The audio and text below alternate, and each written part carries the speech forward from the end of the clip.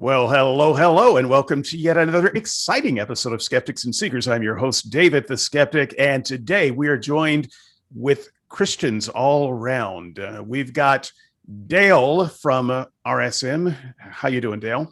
I'm good. I was suffering a little bit this morning, but around 11 things cleared up. So right now I'm doing good. Oh, don't worry, my friend. The suffering has yet to begin.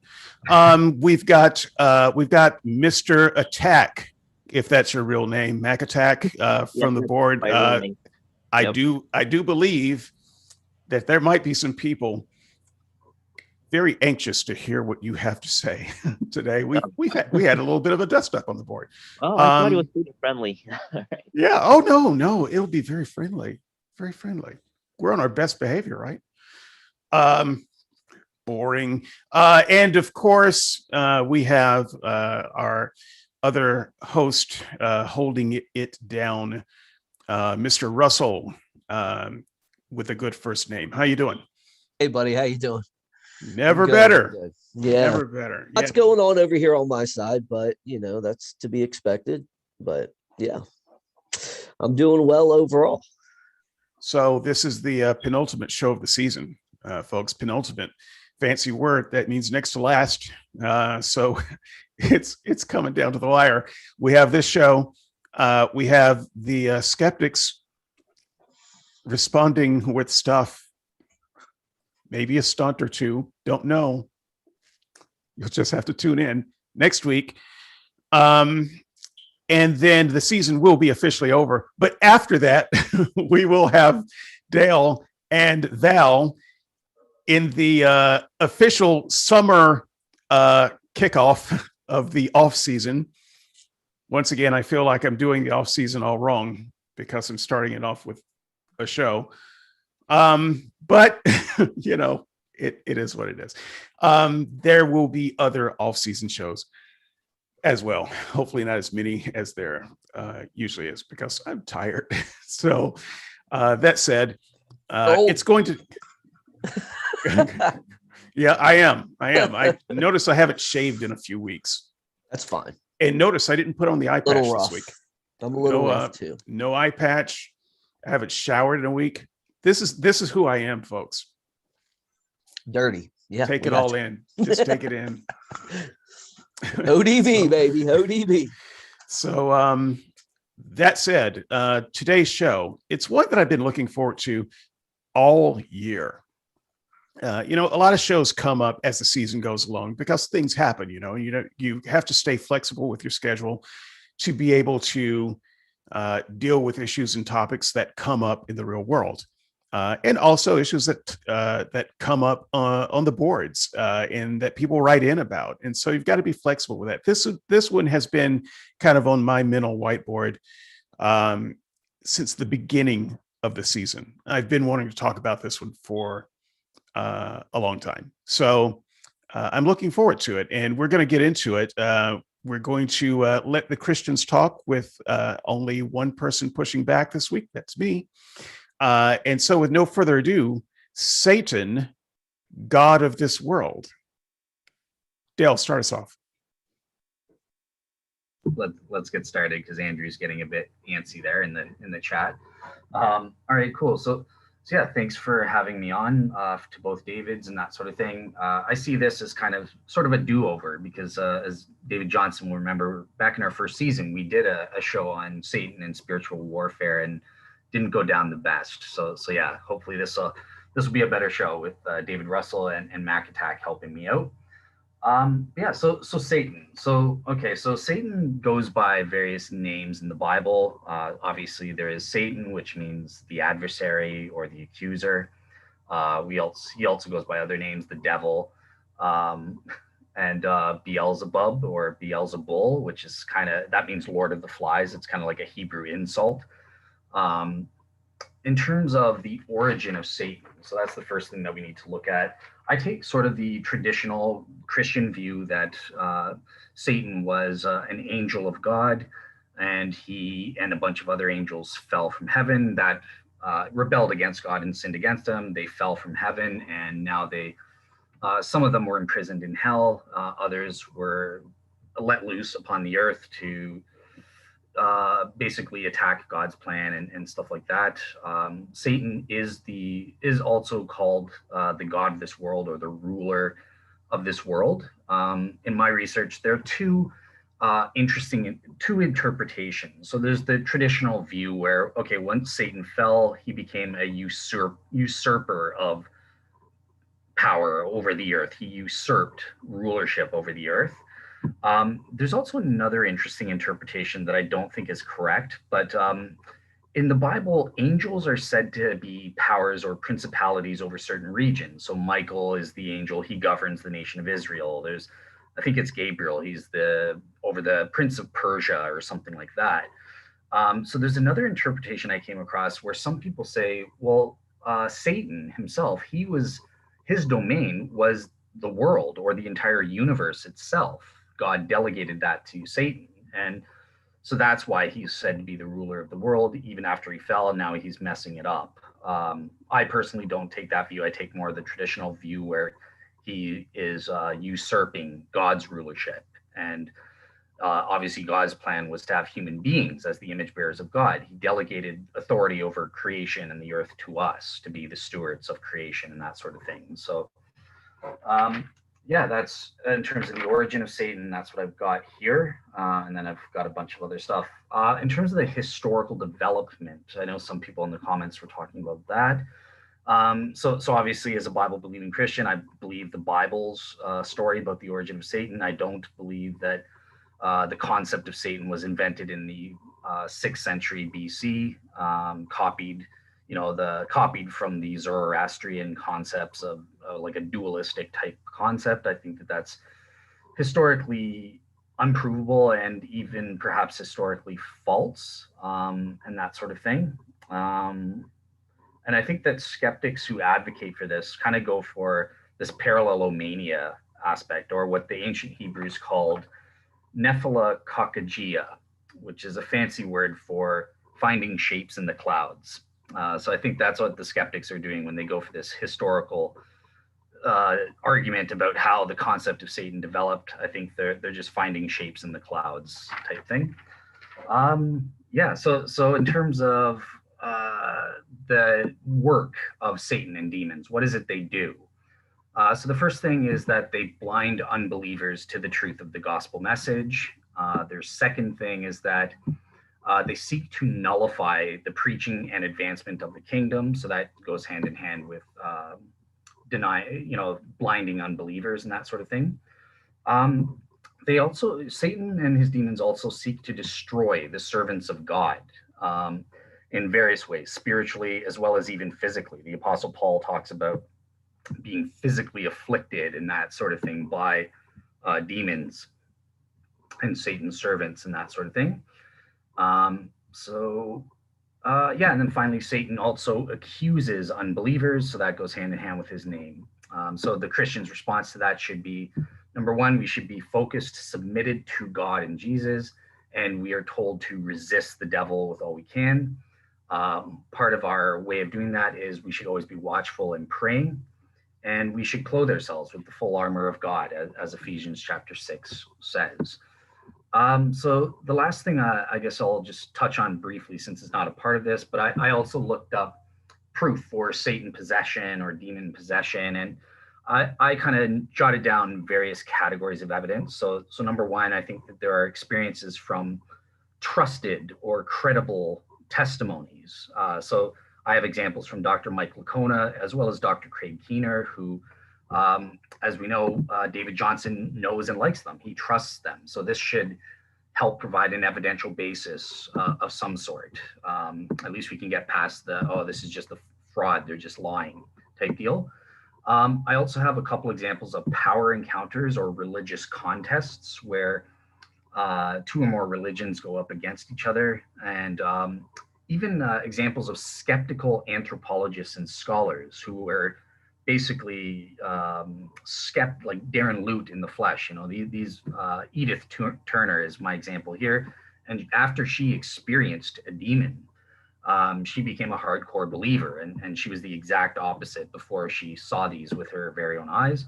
Then my final category of demonic possession evidence is taking 5 categories of evidence from Dr. Ian Stevenson, who's probably the world's expert on evidence for reincarnation in Hinduism and that sort of thing. And I think that his categories of evidence are best explained by positing demon possession rather than reincarnation. So that's what I have on offer today. That's my opening speech. Okay. So I just want to make a clarification. Already a clarification before we move on to opening statement number 2. So yes, Craig Keener, Mike Licona, I do like them a lot. And I respect them as scholars. I do not trust their judgment on these matters, though. So I don't want you to associate like with trust. This is not a thing. I like my mother more, who is also a devout Christian. I do not trust her judgment in these matters at all. That doesn't mean that I don't like her and respect her. She's also a PhD. So just one, do you mind if I just ask one quick question on that? Do you at least trust them in the reporting of facts, if not their judgment or interpretation of it, like the reporting of the question of trust is probably bigger than I want to interrupt the flow of the show for already, but it's possible to trust someone generically without trusting them specifically or trusting them in a particular domain. Okay. So I don't believe, for instance, that Mike Licona would tell me a bald-faced lie about this to my face for profit intentionally. I just don't think that would happen. That said, I think that his judgment can be clouded by any number of things, which would put any pronouncement that he made in certain domains at a lower trust level or acceptance level than when he's speaking in other domains, right? So there are lots of domains where people have some expertise at, and you can trust their word for it if you don't have any expertise in there. But that doesn't mean that those people can speak in any domain, and you should just accept their word for it. So I trust them in that. I don't think that they're trying to intentionally lie about it. I don't trust them in that. I think that they know what they're talking about in this domain. I think that there are a lot of people, for instance, who have stories about being abducted by aliens, who I would both like and trust that they're not lying. And yet I would not believe their story about being abducted. And Dale, I think that the same would be true for you. And so anyone who's listening to this who would say, well, David likes Mike and Gary, or Craig, so sure, whatever Dale says I guess we can believe. No, you can't. Don't make that association. That's simply not the case. But I do like them. I do think that there are people who are not telling stories for gain, and I think that you should listen to them in their areas of expertise and take with a grain of salt for all of the human reasons that we're wrong about a lot of things that they say about supernatural events. So that's what I want to clarify. Hopefully that answers your question, Dale. You can come back to it as the discussion begins. Right now, chomping at the bit, Mr. Attack. Hey, thanks for having me on the show. It's been a while. I think it's actually been exactly 4 months since I was last on. Always nice dialoguing with you guys. And yeah, let's jump right in. So the topic is about Satan. And there are a lot of views about who this person is, who this being is, that just are not true, that are like even within Christianity, that someone can say, okay, this is what I believe about Satan, and that's not necessarily true. So my purpose is here is like, it's to present the biblical view of who Satan is described to be. I don't want to speculate. I don't want to say, okay, I think this is the case, unless I have an actual warrant for that. So like in terms of who Satan is, what the Bible says is that first, he is a supernatural being. That means he's not just another human type naturalistic uh, product of evolution or something. He is supernatural. He is powerful than any human power. He is not local. He's called the deceiver of the whole world. That means he's not just constrained or restricted to one geographical area. He's a murderer. He's an accuser, and most commonly referred to as a slanderer. So like the title itself, Satan, and what we translate it to be the devil. The devil is the English translation of the Greek, which is diabolos, which that's where we get our word diabolical.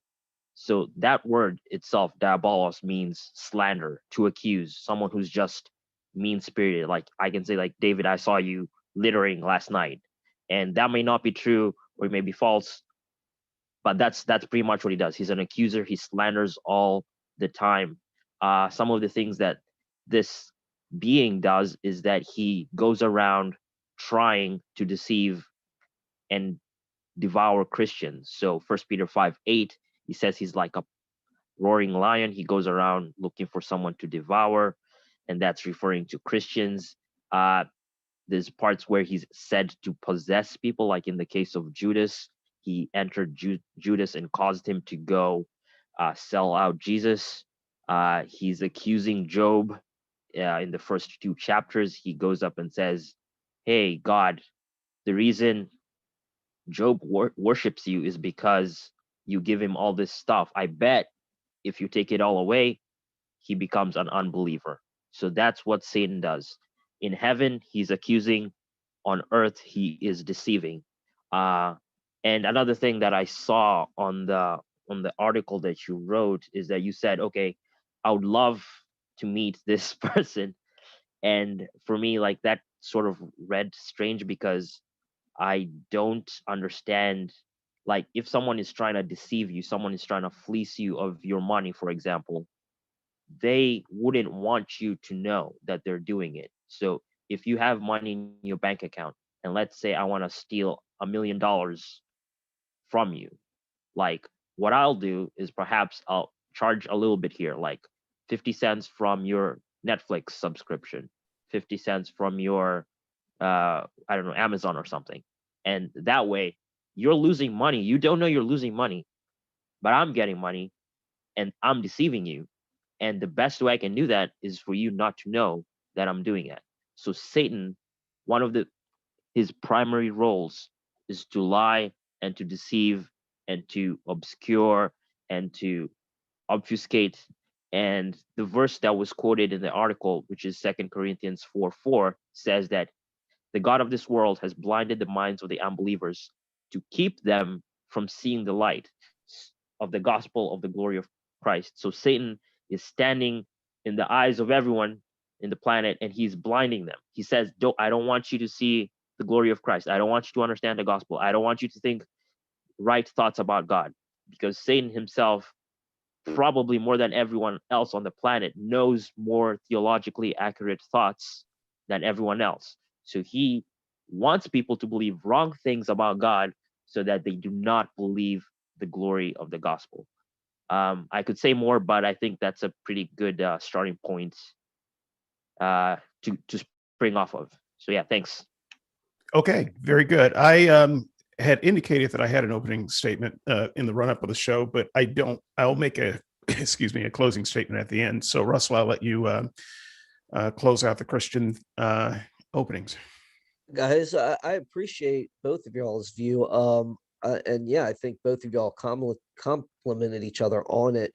As far as, shapes in the clouds, Dale, I think that's kind of hilarious that you would bring up Craig's little analogy there that he got from, I guess, in his studies of this. But I think a lot of Christians have, they look for shapes in the clouds too. And I think that's because historically, over time, I think Milton kind of defined our idea, him and Dante, of this personage of Satan over time.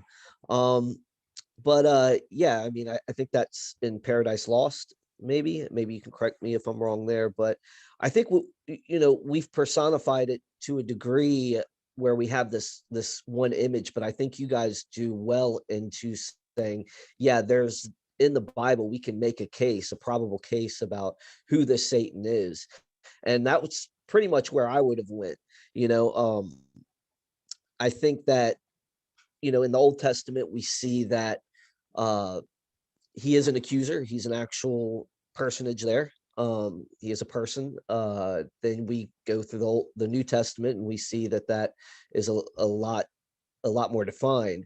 Jesus talks about seeing him fall from like lightning from the heavens, and then we get a vision in Revelations chapter 12. So I would just confirm what both of you guys said there, and that's pretty much all I got for that. So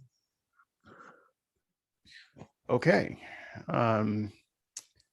Let's see if we can make this a little bit more interesting then. I want to start actually with you, Russell, in your very last thought there about seeing Satan fall from heaven. Is there any part of you that is open to the idea that maybe that's a figurative, apocalyptic kind of illusion that should not be taken as literally as Christians take it? The same question would go out to all of you. This idea, and I want to say for the record, I love playing with the idea of Satan as this fallen angel who took a third of the angels with him. And I only do it because Christians insist that that's what it means. I don't actually think that's what it means at all. So anyone who hears me speak that way, just know that I am speaking as the Christians would have me speak. I think that there are good reasons not to think that. There's certainly a good case on the other side of it, but do you at least see the other case? Are you familiar with the other case at all?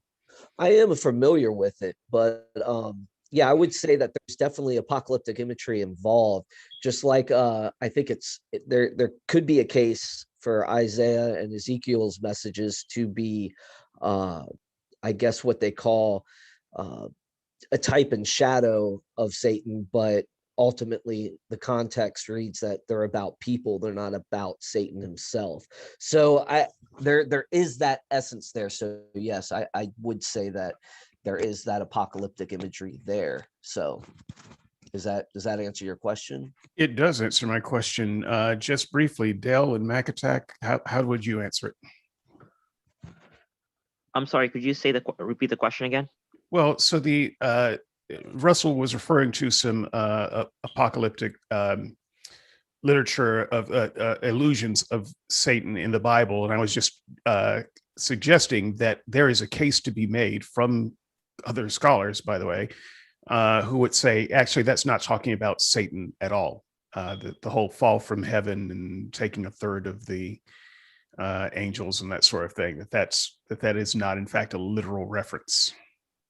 Yeah. And the question is not whether you think it is or not, because obviously I think that the two of you think it is, but do you understand and at least recognize the case for it not being literal?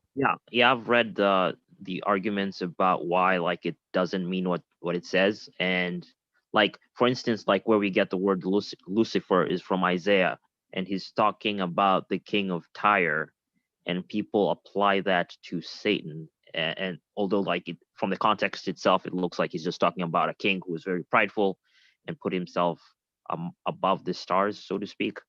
And yeah, that could be like a type, or like what David said, like it's a shadow of what Satan did pre-fall. Dale? Yeah, so I agree with both David and what Mac Attack said. So, Isaiah 14 is about, it's using hyperbolic language. It's talking about the king of Babylon. The Ezekiel passage is also talking about the king of Tyre there.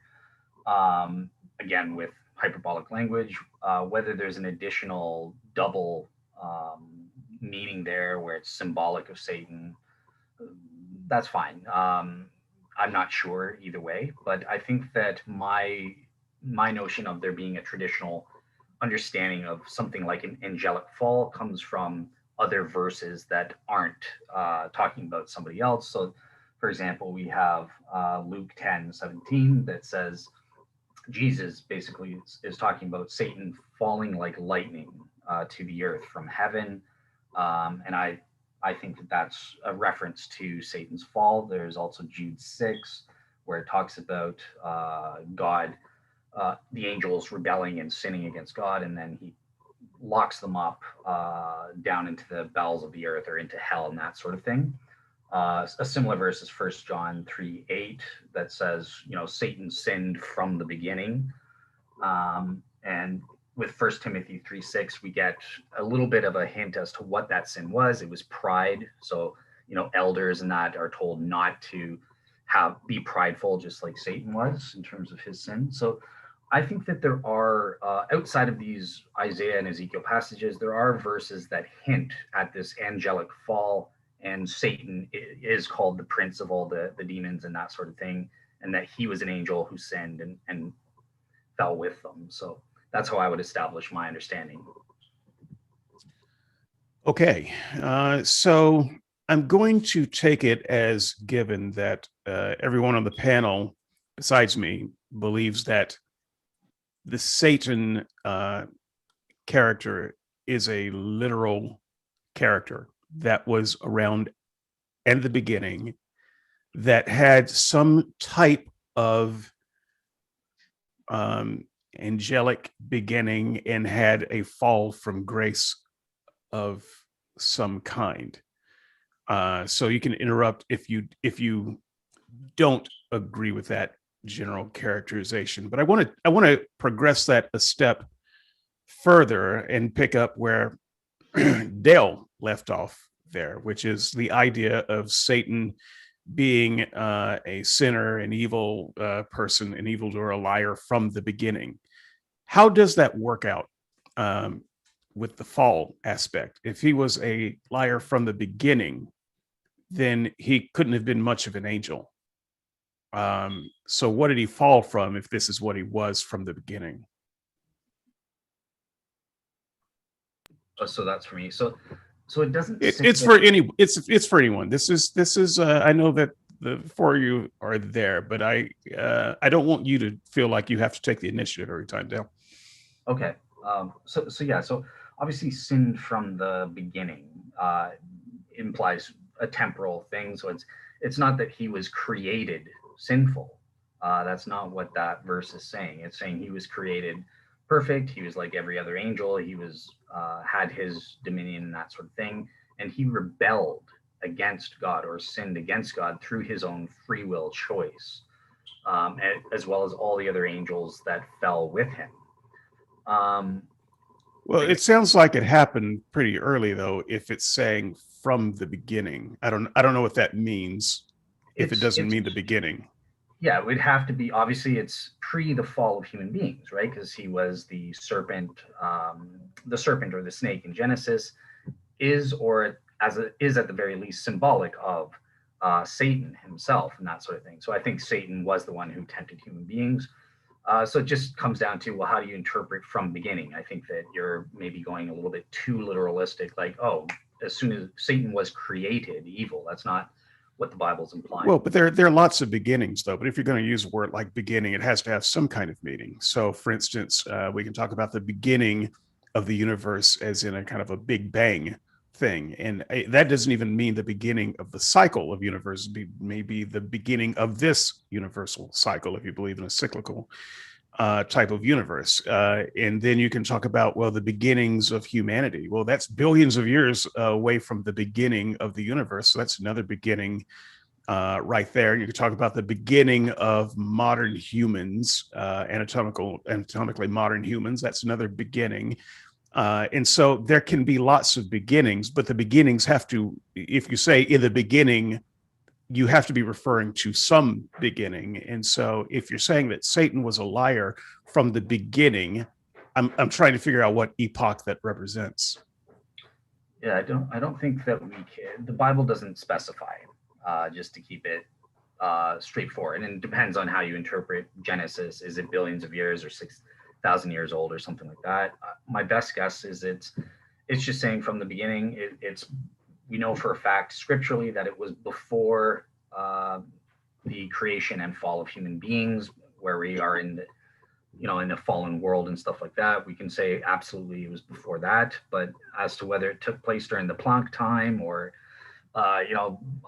during when the 400,000 years after the Big Bang or something like that, the Bible doesn't give us those details. So I can speculate and tell you what I believe, but I mean it's not biblically based. It's just me. Sure. Well, I mean, I just find it an interesting idea that things could have been going along well for hundreds or thousands of or billions or trillions of years before our beginning, and then Satan decides, you know what, I want to shake it up. If that wouldn't actually mean much then to say that he was a liar, a sinner from the beginning. So it is a little confusing, and this is some of the conversation that I have heard and had among Christians, and it's a little bit confusing to say, well, this is how he was from the beginning, but he was perfect to begin with. Well, if he was perfect from the begin with, there are questions like, how did he get this way in the first place? But if he was this way from the beginning, then one might wonder, well, maybe he had a purpose. God had a purpose for making him this way from the beginning. That's something that we might get into a little bit later, but I just wanted to put that out there as one of the points of confusion about Satan's origin. And if you hadn't brought up that passage, Dale, I would have. So it's an interesting thing that I know we're not going to get there with it, because the Bible is somewhat sparse on details about Satan, especially his origin story, and where it does speak, it's somewhat unclear. But I actually want to get to the titular question of the show, which is God of this world? ? So I want to go ahead and start at a different place here. I indicated earlier I'd like to get Magtech's views on this one. So Mac, you're more than familiar with the passage that I used to start off this week's blog post. Yes. And the idea that Satan as God of this world. And you're also familiar with the other passage that I didn't quote, but cite it, the temptation of Jesus, and the specific temptation where Satan offers Jesus the dominion of this world as if he had such a thing. So we've got a couple of places there. Dale in his run-up mentioned some sources, maybe some I don't know that it was Dale actually. I think it was you, Russell, who mentioned Dante and Milton. But before them, we had the Apocalypse of Moses, and also the Vedas of Adam and Eve that discuss Satan. So there are other biblical sources about Satan, and it's not quite fair to say, well, it's just these two guys who. No, who I gave think us this picture. I think that they shaped what we have today. That's what all I meant. Kind of shaped what we have today, because obviously they were pulling from these other sources too, and I think that's just kind of where we're at now. That's just to clarify. Sure. So back to you, Magatak. Satan seems to have some kind of dominion, and so I'm just gonna put the questions out there. What does it mean that Satan is a god of any kind, and more specifically, that he is the god of this world? All right. Thanks for the question. But before I answer it, like I'm looking at the chat here, and I don't know, it's kind of discouraging me a little bit because, like, when I said that I was gonna talk about the biblical view, I wasn't saying that my view is the only view. Like, I see a post from Darren saying, "Oh, you're saying every Christian has the correct view and everyone else is sin inflicted," and therefore, it's like it reads very like sarcastic and mean spirited. And I'm like, that's not the purpose of these talks. It's not for me to like say like I have the right view and it's the only right view. Like this is the point of dialogue, and my other brothers on the show, like we've agreed so far. It's not like we're at each other's necks. Although I'm pretty sure like we disagree on some things. So like I just don't see how those sorts of like comments are helpful Well, unless you keep you don't have like to yeah. feel compelled to respond to them. You can All right, all right. let them pass. You can respond to the ones you I want guess to, we but can do it I on think that. in this case, Darren did you a favor Yeah, because we could. if Yeah, anyone Just ignore who's the chat. well, I would say ignore it, but I think Darren did you a favor by you commenting on it in this way. If anyone listening to the show was following the run up to the show, because I put this blog up almost a week early, and they might interpret some of the things that you said the way that Darren interpreted it, and so it's good that you have a chance to clarify that. yeah. Well, So, I think he's wrong, but like okay, I'll I mean, I interpreted it that way. well, And well I'm that's not a stupid person, and I'm not especially mean Well, spirited that's all the time. debatable. No, I'm it's just not that kidding. you're stupid. It's not So that anyone is stupid or anything. It's just that it's right, like but someone asks a Christian a question, right? And I'm like, okay, let's go to the Bible. And then you're like, oh, actually, there's other Christians who believe. Anyway, that's a topic for another time. but I'm just saying you kind of opened the door to that kind of speculation earlier Yeah, because I felt the like, same way. Now I it's wasn't like going to bring it up in the show, but I felt the same way, and I I think think it's it's just good for you to clarify that and get your. This is why I want you on the show so that you can actually get your meaning out on the table so that people can hear you directly. You always do better that way. And so I just want to let you loose with these questions. What does it mean for all right. Satan to be a god of any kind, and more specifically, the god of this world? All right, let's just jump right in. All right, so what the Bible says about who God is, the Most High God. So I'm going to quote a passage, Daniel 4:17. It says, "The Most High rules the kingdom of men and gives it to whom He wills, and sets it over the lowliest of men."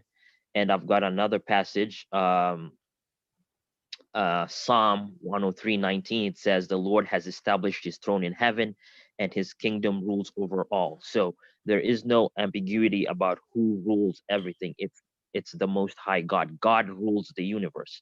So when God sets up a ruler, in this case, a supernatural being, Satan, to be the ruler of this age, this world, that means that Satan's authority does not come from him.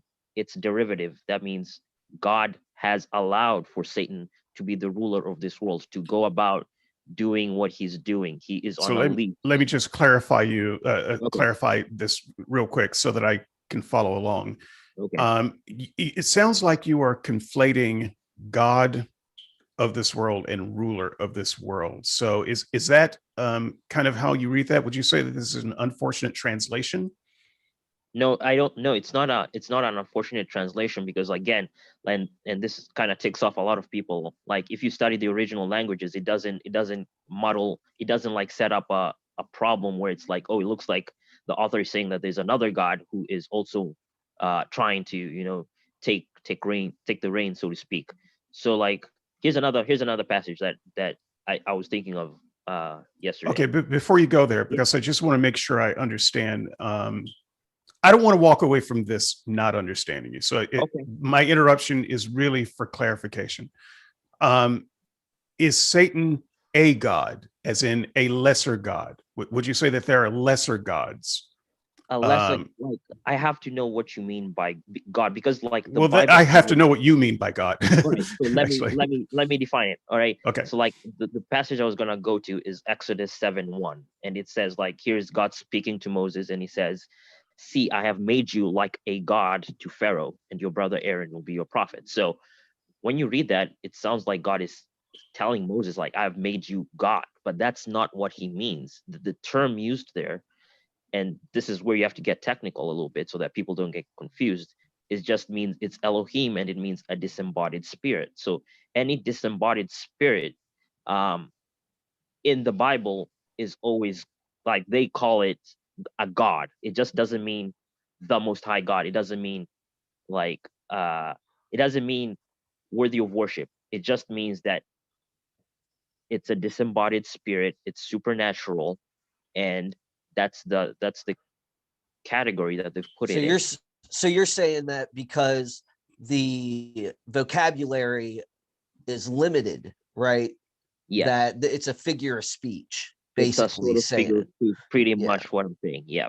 Yeah. So like when he says, have no other gods before me, he's not saying there are little other gods before me. You're saying that, it could be an idol. It could be, just what you conceive it as, Whatever you conceive it as. And also, like, there's a spiritual aspect to it where it can be like a disembodied spirit is seen as God when it really isn't. Okay, So let me yeah. ask about the disembodied spirit part, because that's new to me. So I'm thinking about outer body experiences, near death experiences. And when I hear Christians talk about that, they talk about it like a disembodied spirit. So let's just assume that they are right. I don't believe it for a moment, but let's just assume that they are right for the sake of this question. Would you say that the people having near-death disembodied experiences are gods in the way that Paul meant it here? They're ontologically, they're still human beings, but like, But in they're terms of, disembodied. they're disembodied. Yeah, sure. So they would be Because gods. in like this. the way a person writing the Bible, like Paul or Moses, would describe them would be, they would call them an Elohim or a Hotheos, but that wouldn't mean that they think that that person is God. Does that make sense? Not really, because no one would say of a person experiencing an NDE that they're the god of this world, or that they're the god of the hospital, or they're the god of anything. So God kind of has that implies something other than disembodied spirits, because the Bible has ways of talking about spirits without talking about gods. Actually, they call, like, disembodied spirits are called gods in Psalm 82. So again, this is a question of like language. All right. So Paul calls Satan the god of this world. Jesus actually calls him the ruler of this world. And the term itself could mean both. It could mean he is a ruler and he's also a god, as in he has dominion over the happenings of the world. And he's also called the prince of the air in Ephesians 2. So is he a prince? Is he a ruler? Is he a god? The answer to all of that is yes. Like, all those are titles. It's just that the people living back then talked differently than we do, and they thought differently than they do. They had different categories. So our job is to figure out what they meant and how they understood it, not how I would understand it. Okay, so let me I think I'm circling in closer to what you mean, but I want to double back on this. So someone like Baal, would Baal have been an actual disembodied spirit, therefore, i.e., a god, or was there no Baal? That's the thing. So like, there are prohibitions, right, where God says do not, like, go out after evil spirits. So there's an acknowledgement that evil spirits exist. And then there's Baal. Like, some idols were just idols. They weren't really alive or anything, or they weren't so you don't even think that Baal was a disembodied spirit? I really don't know that much about if Baal was actually real or not. Do you think there were any of the people that God's people worship? Do you think that they were disembodied spirits that they were legitimately worshiping and thought were gods? Legitimately worshiping, like, they legitimately thought that they were real gods because they were legitimately disembodied spirits, like Moloch. Yeah, sure. Like they would offer their children to Moloch. Yeah. So you believe that Moloch would have been an actual disembodied spirit, right? In terms of actual, I don't know, because I didn't live there. But I can say what it's described as is, yeah, evil spirits do exist. Okay, so you think that Satan is an actual literal disembodied spirit, right? He's supernatural. Yeah. Okay, so is he the only actual supernatural being in the Bible? I'm trying to get a sense of No. if he's the Because only one or if there were other ones with him, so that you could properly say in their language that there were many gods. there were the, okay, there's Satan, right? And he's a disembodied. Ontologically, he's a fallen angel, and among those are other fallen angels, evil spirits, right? So they're all in the same category in terms of who they are. Like, Okay, it's so not that they're saying in that their they're different. language, angels and demons would all be gods then, right? Because they're disembodied spirits. They would be described as gods. Yes. Okay, all right, all right. Is that That's all I'm fair? getting. I'm not even trying to push back on whether I think that makes sense. I just no, want to it make does sure I make sense. understand. So You understand? all of the angels and demons would properly, in their vernacular that you're saying, be gods. They would be called sons of God, because even if you read Job, it says that the sons of God were appearing. That's the designation that the people. Okay, but we don't actually need sons of here. They would be gods in their They will be, vernacular. yeah, they will be called gods. Okay. Yes. All right. So I'll let you go ahead with your explanation now. I understand. All I'm caught up. I think I kind of got to the end where I was just saying that God is the Most High who rules the kingdom of men. That's Daniel 4:17. And then there's Psalm 103:19 that says God has established his throne and his kingdom rules over all. So anything that's ruling derives its authority from the Most High God. Okay. I think that's pretty clear.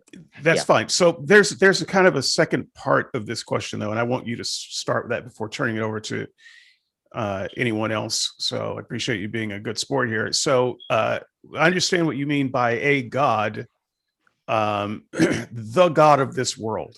That's a very specific title, a very specific realm or domain. Tell me about that. So like in the context of 2 Corinthians 4, Paul is talking about how he and his companions are preaching the gospel and they're not using deception.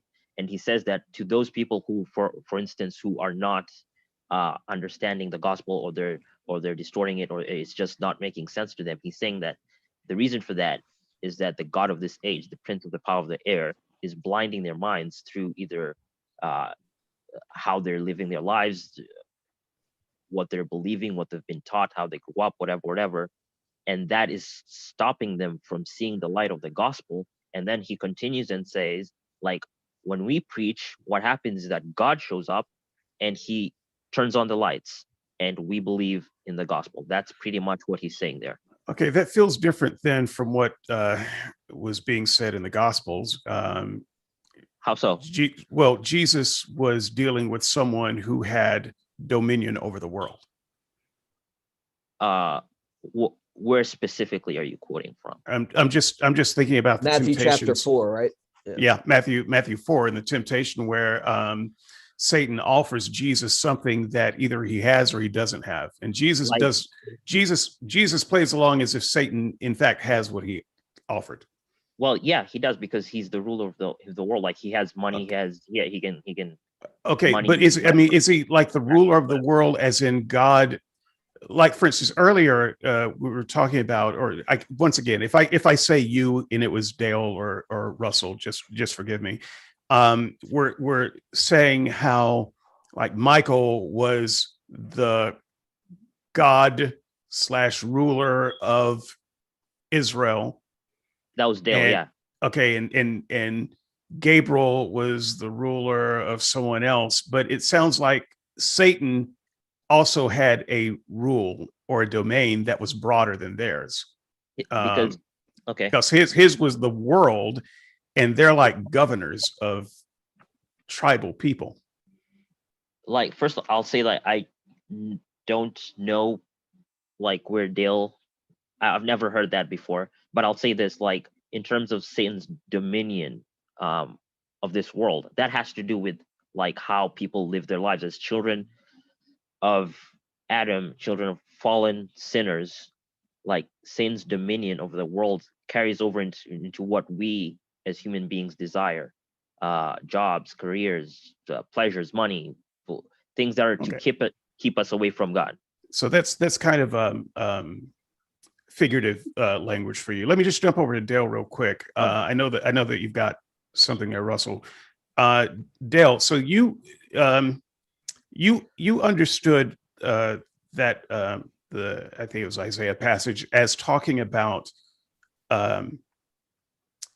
these various archangels with actual dominion, rulership, governorship over areas, like knights, in an empirical kind of sense.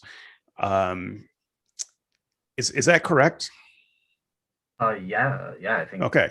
So did you also envision Satan as being one of those people who had dominion, or is talk of his dominion kind of, as Makatak is saying, that's all figurative? He doesn't actually have a domain. Wait. No. I didn't say that. I did not say that he does not have a domain. I said that he does, but like in the way that it manifests itself is through right. That's right. That's kind of figurative language. And what Dale is describing is literal language. Gabriel, Michael having literal domain. They've been knighted as lords of these regions. I don't think Dale believes that, but okay. All right. Well, he just said so. So Dale, go ahead and talk about that. Yeah, go ahead, Dale. All right. So yeah, I do take those verses to be saying, yeah, God has delegated authority to angels to be the princes of certain regions and that sort of thing. So I was sort of speculating that one thing that some Christians have interpreted is, well, they'll say, well, Satan, pre his angelic fall, maybe his domain was the world, or the universe or something like that. But I think that most Christians like Makatak, and including myself, would lean against that, because obviously God is the sovereign ruler of all of creation. That's part of the essence of what it means to be divine. It's part of what makes him worthy of worship. I do think that God can delegate his authority to certain intermediary figures. That's proven historically and biblically as well. But I sort of think that human beings occupy that. As image bearers of God's, we are the stewards of the earth. God has delegated that authority to us. But yeah, I was just mentioning that there are other Christians that say, well, maybe Lucifer had that role originally, and after he fell, then it was delegated to humans or something like that. So I was just offering that as sort of a possible interpretation. It's not necessarily something that I believe is the case with him. But all right, so let's run with that for just 1 mile more, Dale, if you please. So when Satan is offering Jesus domains, or the rule of the world, if you will, did Satan have it to offer or not? I mean, did he have it in the same way that Michael, had regions? Did Satan still have some power to give or not? Because it sounds like he did. For sure. Yeah, I take, like, in terms of offering that to Jesus, absolutely. He is literally the ruler of the world, post the fall and that sort of thing. Absolutely. But I think the biblical view is that it's not so much God delegated it to him. I see it more as like a usurped authority. He's perverted God's order. And who did he usurp it from? God. How? Well, once he fell and sin, once the fall happened and sin entered into the world, creation itself was put into bondage to Satan. So he has control through his demonic power and satanic powers to control the world, and that's why. Okay, so I just, once again, I'm not trying to be rude. I just want to keep up, because it's I don't take notes, and it's easy to get lost in this. So you believe it's possible that Satan may have had some actual domain, maybe the number 2 in heaven, and maybe he was going to be governor of the world for some bit. And so it's possible that he had some actual delegated power, and then he falls from heaven. But he still kind of has the ability to exercise some power here. And whatever he did to cause the fall on earth, it wrestled away the power from God, And so he legitimately has a rulership over this earth that he can bargain with Jesus. Yes, and obviously all this is taking place within the overall providential will of God, right? God is obviously permitting this usurpation to happen for his own divine purposes. It's not like Satan was literally stronger than God and took it against God's will or something like that. Oh, Yeah, we're not dualists, David. okay, we're gonna get there in the last section here, but I just want to make sure I understand all of the run up. So, Russell, let me bring you back in the conversation. So Satan has some power, some authority that he can bargain with God. What exactly was he bargaining off to God? How or to Jesus? Excuse me. How would that have looked if Jesus had said, "Yeah, that's a good deal. I'll take it." What I mean, Well, what you what avoided- exactly would he have been handing over that Jesus did not have? Well, I think that he would have. Wow, that's a good one. I think that he would have had some sort of influence over a certain amount of time until God took it back, and I think it could have shaken up the heavens. I have no idea. I mean, that's a catastrophe. I don't think it was ever going to happen. So I don't think that it was even a possibility for Right, Jesus but for us to understand the to that. temptation, But you know, right, we what have I to was- understand what the temptation was. And I'll be yeah, honest well, with you, I never understood what the temptation even was. Well, He I think seems the to be offering temptation- something either Jesus had it and it wasn't a temptation, or Jesus didn't have it and he could have potentially gotten it. And then I'm trying to Yeah, understand, well, okay, what is okay, the I it he see could where have gotten? I hope I see where you're going with it. Yeah, I think that Satan, the appeal to Satan's temptation there was Christ having or being able to forego the cross and not have to go through all that pain and suffering and that wrath being poured out upon him. So that's what I think the appeal was in the temptation. It was definitely appealing to Christ's human nature at that point, because Christ did take on the human nature as well. But yeah, as far as Christ actually failing in that, I don't think there's even a chance for him to actually fail. But I do see the temptation of there being that human side where he'd have to endure all that, and it would have just been given to him versus going God's route. And I think that's the moral of the temptation, is that it didn't matter what Satan tried to do, that Jesus was going to take God's route over Satan's route every time. And even if that meant dying for it. And that's a lesson to us that we are, we should be going God's route regardless of what will happen to us here. So Sure. that's kind of like the way I see that. Did that answer your question? As far as Satan having, hold on, let me finish. I thought I was finished, but something else popped in. I Sure. think that also the idea that Satan had all this in the realm of us giving him that political authority at the fall, I think that he did have dominion and influence, but I also see where he could have been lying about that influence, because it does state that he's a liar. So could he have had it? Maybe. Could he have not had it? Maybe not. I don't know for sure, because he's a liar. I can't trust anything that he says. But I mean, if he offers it up and Jesus says no, I think the moral of the story then kind of puts it back on, yeah, Jesus was willing to go God's route no matter what Satan could have offered him or not offered him. Sure. Well, if I recall correctly, and I can't be bothered to look it up right now, the nature of the temptation was just bow down to me and it's yours. So I take you up to this high place. These are all of the places that I control. I control it all. I am ruler of it all. I am, if you will, if you'll allow me to put words in his mouth, God of this world. Just borrow them from Paul. And what he told Jesus they had to do to get it was just bow down and worship me. That's something that a God would say. Right? I mean, it kind of fits in with this idea, Mac, that Satan viewed himself as at least a God that could be worshipped.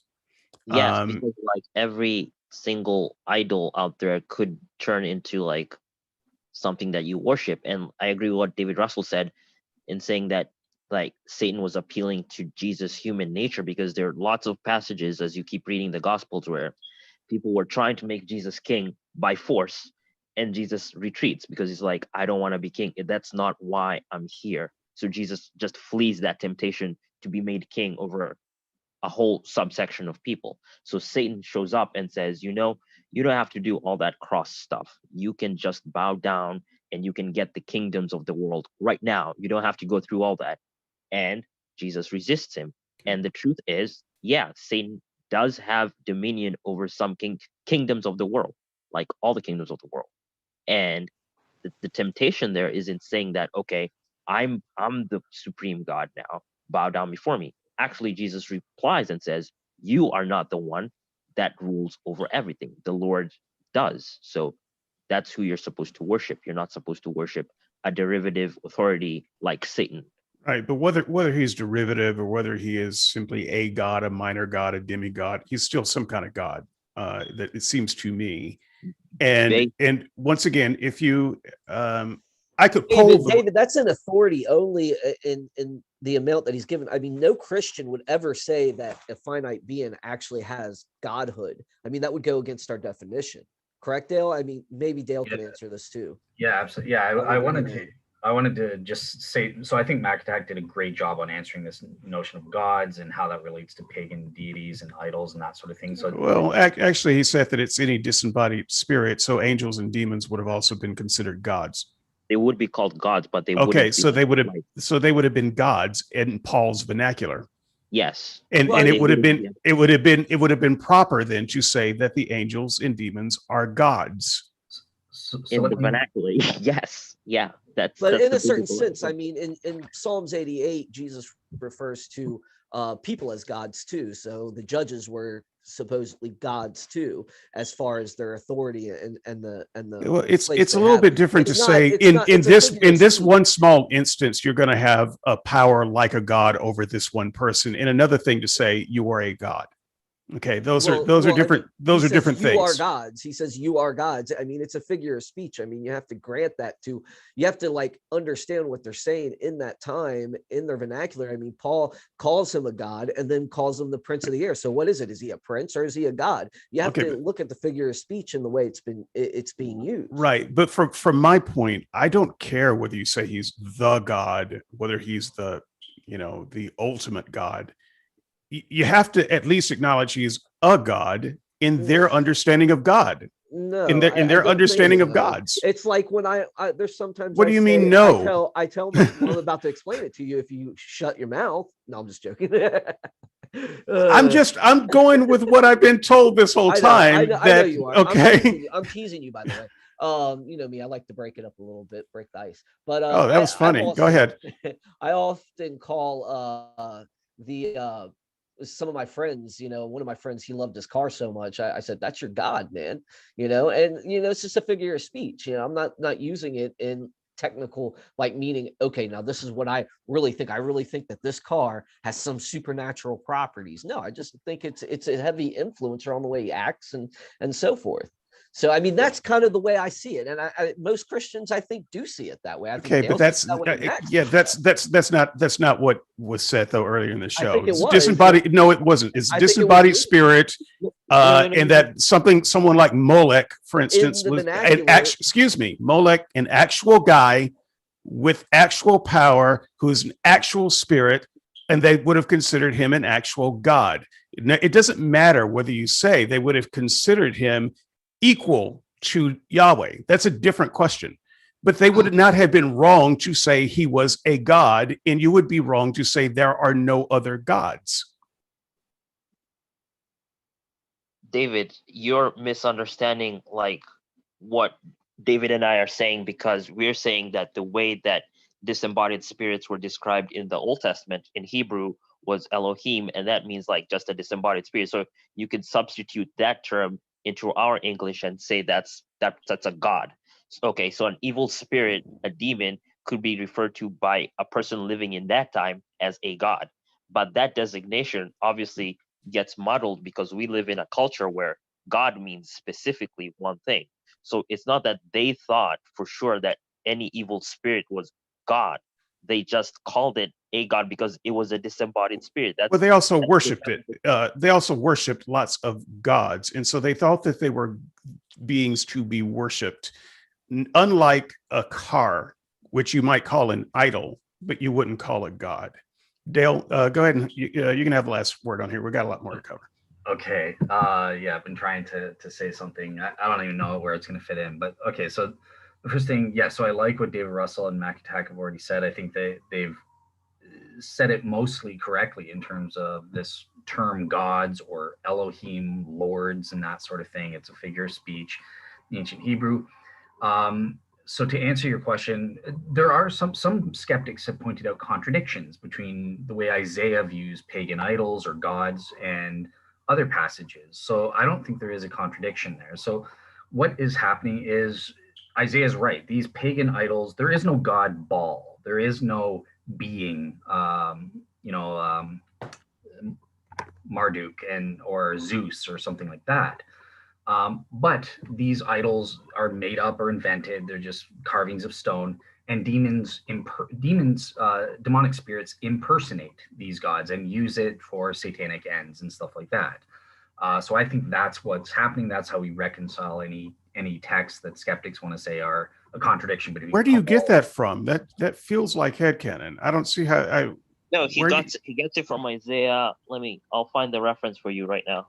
Yeah. Okay, And you can also that. see it in Jeremiah 10 as well, where he's talking about the people carving into idols, and they really can't do nothing. It's all throughout Scripture, Right? But so sure, but you can just, say that about. I'm sorry, you can say that about God too, because Catholics use idols to represent gods. It doesn't mean the idol is a god.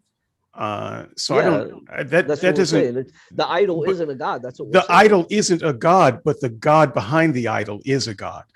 So it doesn't. That is not. That is not a refutation of the idea that these beings were real.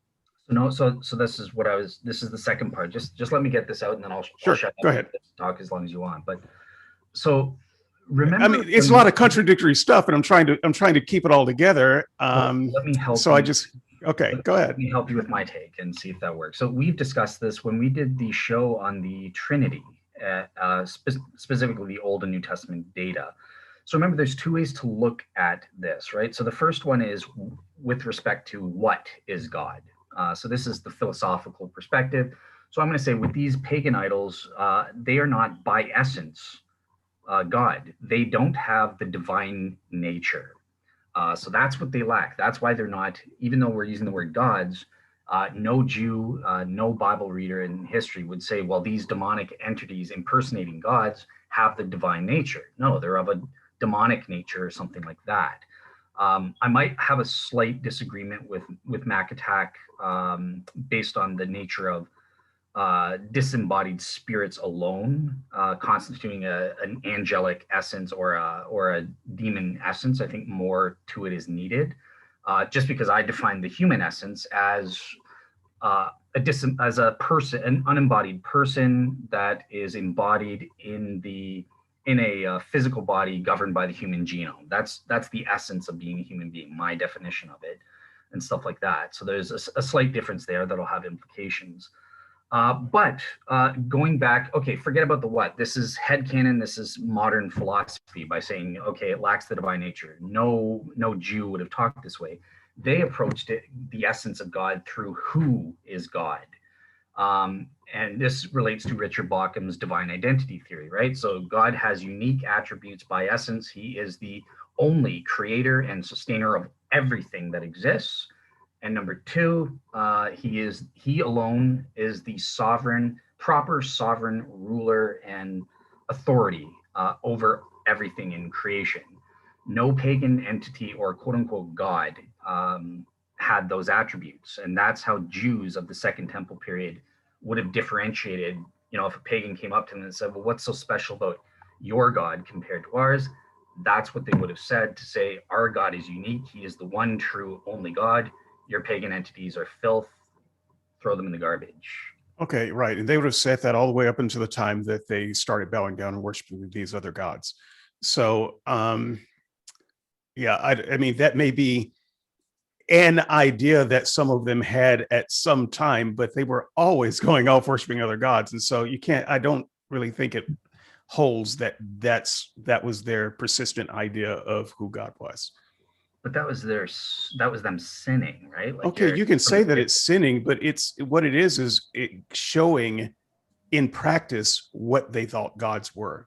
Because if what you're saying is true, one could never have room to worship another god. I could never worship a brick thinking it was a god. I simply couldn't do it. I know a brick to be a brick. They did not know the thing that you were saying that they knew, because they could go off and worship other gods. No, they would go off and worship what they thought were other gods, and they would sin, but there's always a remnant that corrected them. I mean, okay, but once again, though, Dale's idea is that they only had one who as a god, and they had his attribute. They had his attributes. They did until they didn't. No, and they constantly didn't. Had it. No, and a remnant always had it. A remnant always had it. That's why. So this is a no true Scotsman argument for the remnant. I mean, you see the faithful that the prophets they actually put them up. I think it was the Rechabites that he said were loyal, and you see the Burks. I understand that though. I understand that though, David. But what all that's saying is there was a group of people who stuck with the right guy. Yeah, but you're saying, but what Dale is saying is definitionally, they couldn't have thought of these other things as gods. And I am saying historically, if you're taking the Old Testament historically, they did think of these other guys as gods. All of the time. Yeah. Some of them did. Like the reference obviously a division. Oh, go ahead, Matt. Sorry. Oh no, sorry. Like Dale was referencing Isaiah 44, where Isaiah goes on this rant and says, like, you people are worshiping idols. You take the wood and then you carve it up and you make it into an idol, and then use the same wood to cook up a meal, and then you use it for whatever. And he's just saying that the whole idea of idol worship is ludicrous, because you're pretty much worshiping a brick.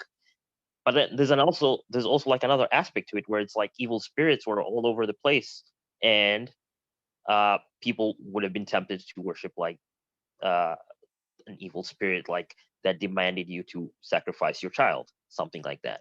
Okay, so I'm gonna let it drop there and leave it to the commentariat, and I'm gonna move on to Satan's origin story. I'm gonna move through this very quickly because I think some of this was covered here. Sorry about the cutoff. I just want to get through these. I'll let you finish your thought in a minute, Mac, because you can just tack it on to this next section here. So I'll give you first bite of the apple.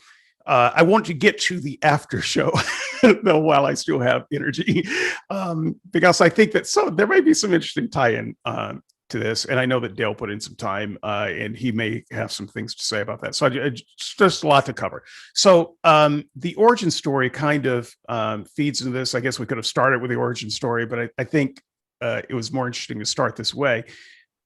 Satan, just going with a kind of a typical origin story, I would say first and foremost, with my Christian hat on, we don't know jack about Satan's origin story, but I think that the Christians are kind of wrong about the origin story that's kind of headcanoned into place. But let's just assume for a moment that it is as a lot of Christians like to think it is. Satan, he's a good guy, maybe number 2 in heaven,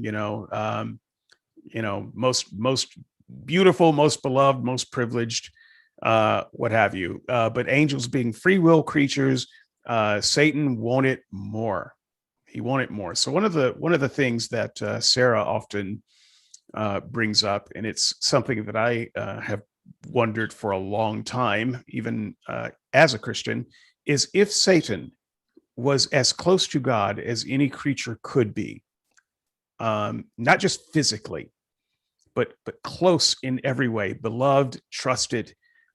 He is experiencing the greatest heavenly heaven that anyone could imagine. How could one experiencing that, spending their days in the bosom of God, think, this isn't enough? Just philosophically speaking, it doesn't make a lot of sense to me. Go ahead and tear into it, anybody who wants to. All right, so I get first dibs. Oh yeah, That's right, that Mac. should I'm sorry. I told you you got first dibs, and you can finish your thought as you bleed into this question. So, All right, sure. Finishing my thought, Isaiah 44 was where Dale was talking about, and I think we actually do agree on it. It's just maybe we would describe it differently on that. Yeah. So, all right, to the question, why would Satan, who lived in heaven perfectly, rebel against God? That's $1 million question. That it doesn't, like, there is no chapter or verse that I can take you to and say, okay, this is the exact reason why. But like, I feel like there is precedence to read through all of Scripture and see how people, like, for instance, Adam and Eve could live in a perfect paradise and still decide to rebel. I would disagree. It wasn't a perfect paradise. It had temptations in it, and I'm assuming that heaven had no temptations in It it. had no temptations. But what I'm saying is that we can glean over passages in the Bible and try and figure out how can someone who lived perfectly in heaven rebel or decide to do something that's contrary to. Well, what I'm telling you is that I couldn't do it, and Sarah can't do it, and a lot of current Christians and former Christians can't do it. That's kind of what I'm trying to do. Can I keep going, please? Right. But I just the comparisons you're making are an imperfect world with temptations, and of course, I can imagine how any human can, fall or do the wrong thing. But that's not the situation that Satan was in, and so philosophically speaking, I'm still like setting the table to answer the question. All right, and I'm gonna mute my mic so the next time I interrupt, nobody will hear it. I'll be like, okay, you can chime in. All right, so Satan is in heaven, everything is perfect, and he rebels. Does any Christian know for sure why Satan sinned? The answer to that is no. It's not. We're not told how. We're not told what he decided in his mind. Like, okay, I want that authority over there or something like that. Specifically, all we know is that he rebelled, and so from all Scripture we know that God allowed for that to happen, and God used that for his purposes. It wasn't a case of Satan catching God by surprise. And why did Satan do it? Well, that's the thing that he's going to have to answer for on the judgment. He's going to say, that's the specific reason I wanted to. And I don't know what the question exactly aims to get at, but what I see from the Bible is that when someone sins or someone goes contrary to God, what they're doing is they're shooting themselves in the foot. They're sabotaging themselves, which is what Satan did when he took a third of the angels and decided to rebel, because that got him condemned. It got him cast out of heaven. And now he roams around deceiving and accusing. And that's what he's doing for a very long time. And yeah, I don't know. I think that's the best I can say. That's the best I can offer right now. Dale, you and I have had this conversation a little bit, and we're not going to have it a lot today, but I just want to throw you in there. Do you at least understand the nature of the question? Yeah, I do. So because it's philosophical as much as anything else. I'm well aware the Bible doesn't give us any details about this origin story. I just said that. But what the problem is, having a hard time just even conjuring a scenario where it would make sense. Well, I think so. Just to add to what Macatak just said, I think the Bible does give us in 1 Timothy 3:6 one extra additional detail as to what that sin was that Satan did to rebel against God, and it was pride. Out of pride, Satan sinned and was therefore condemned against God. Now, in terms of the philosophical question, it's the same philosophical question we have with Adam and Eve in the Garden of Eden as well. You're in perfection. You were created good by God and morally ideal and everything like that.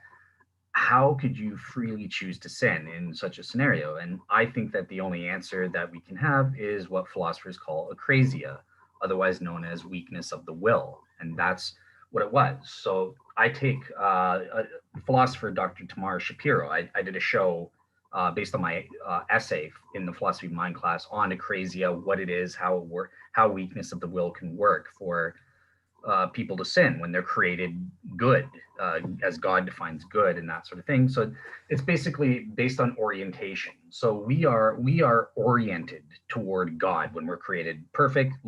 Satan was oriented. Lucifer's not his proper name, but Satan was oriented towards God and goodness and moral goodness and everything like that.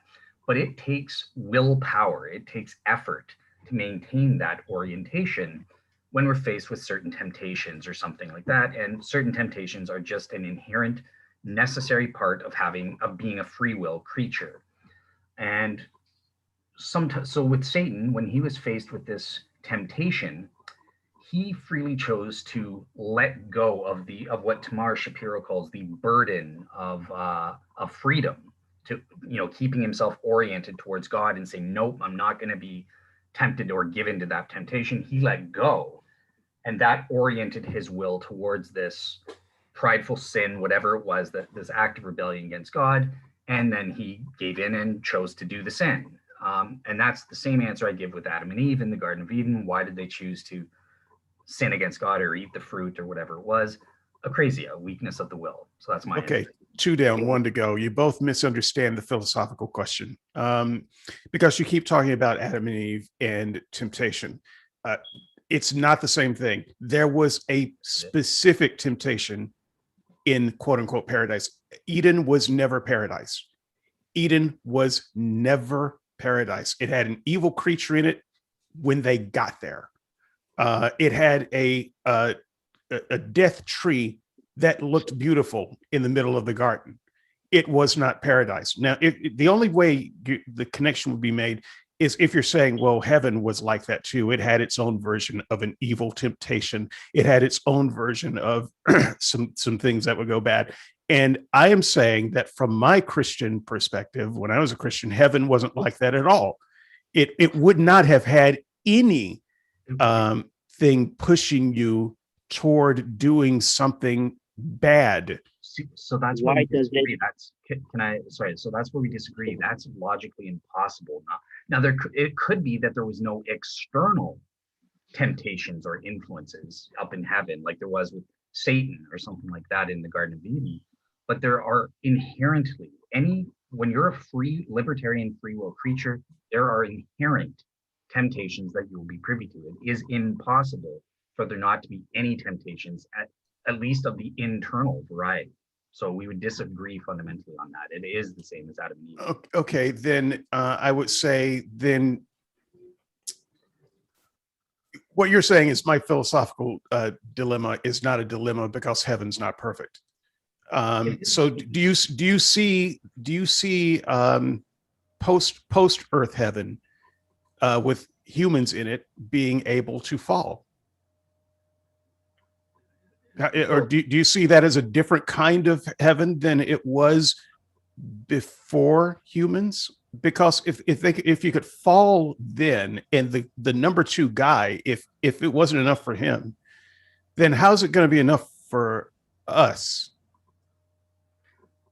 Right. Okay. So I have 2 answers for this, and in my research on the nature of angels, I've been kind of possibly being open to a different view. So this is going to get so yeah, you understand with the pre-fall thing, the main difference between Adam and Eve and Satan is that it's a difference between internal versus external temptations. That's the only difference, but it's impossible for there not to be this temptation or for akrasia. If you have free will creatures, that's necessarily entailed.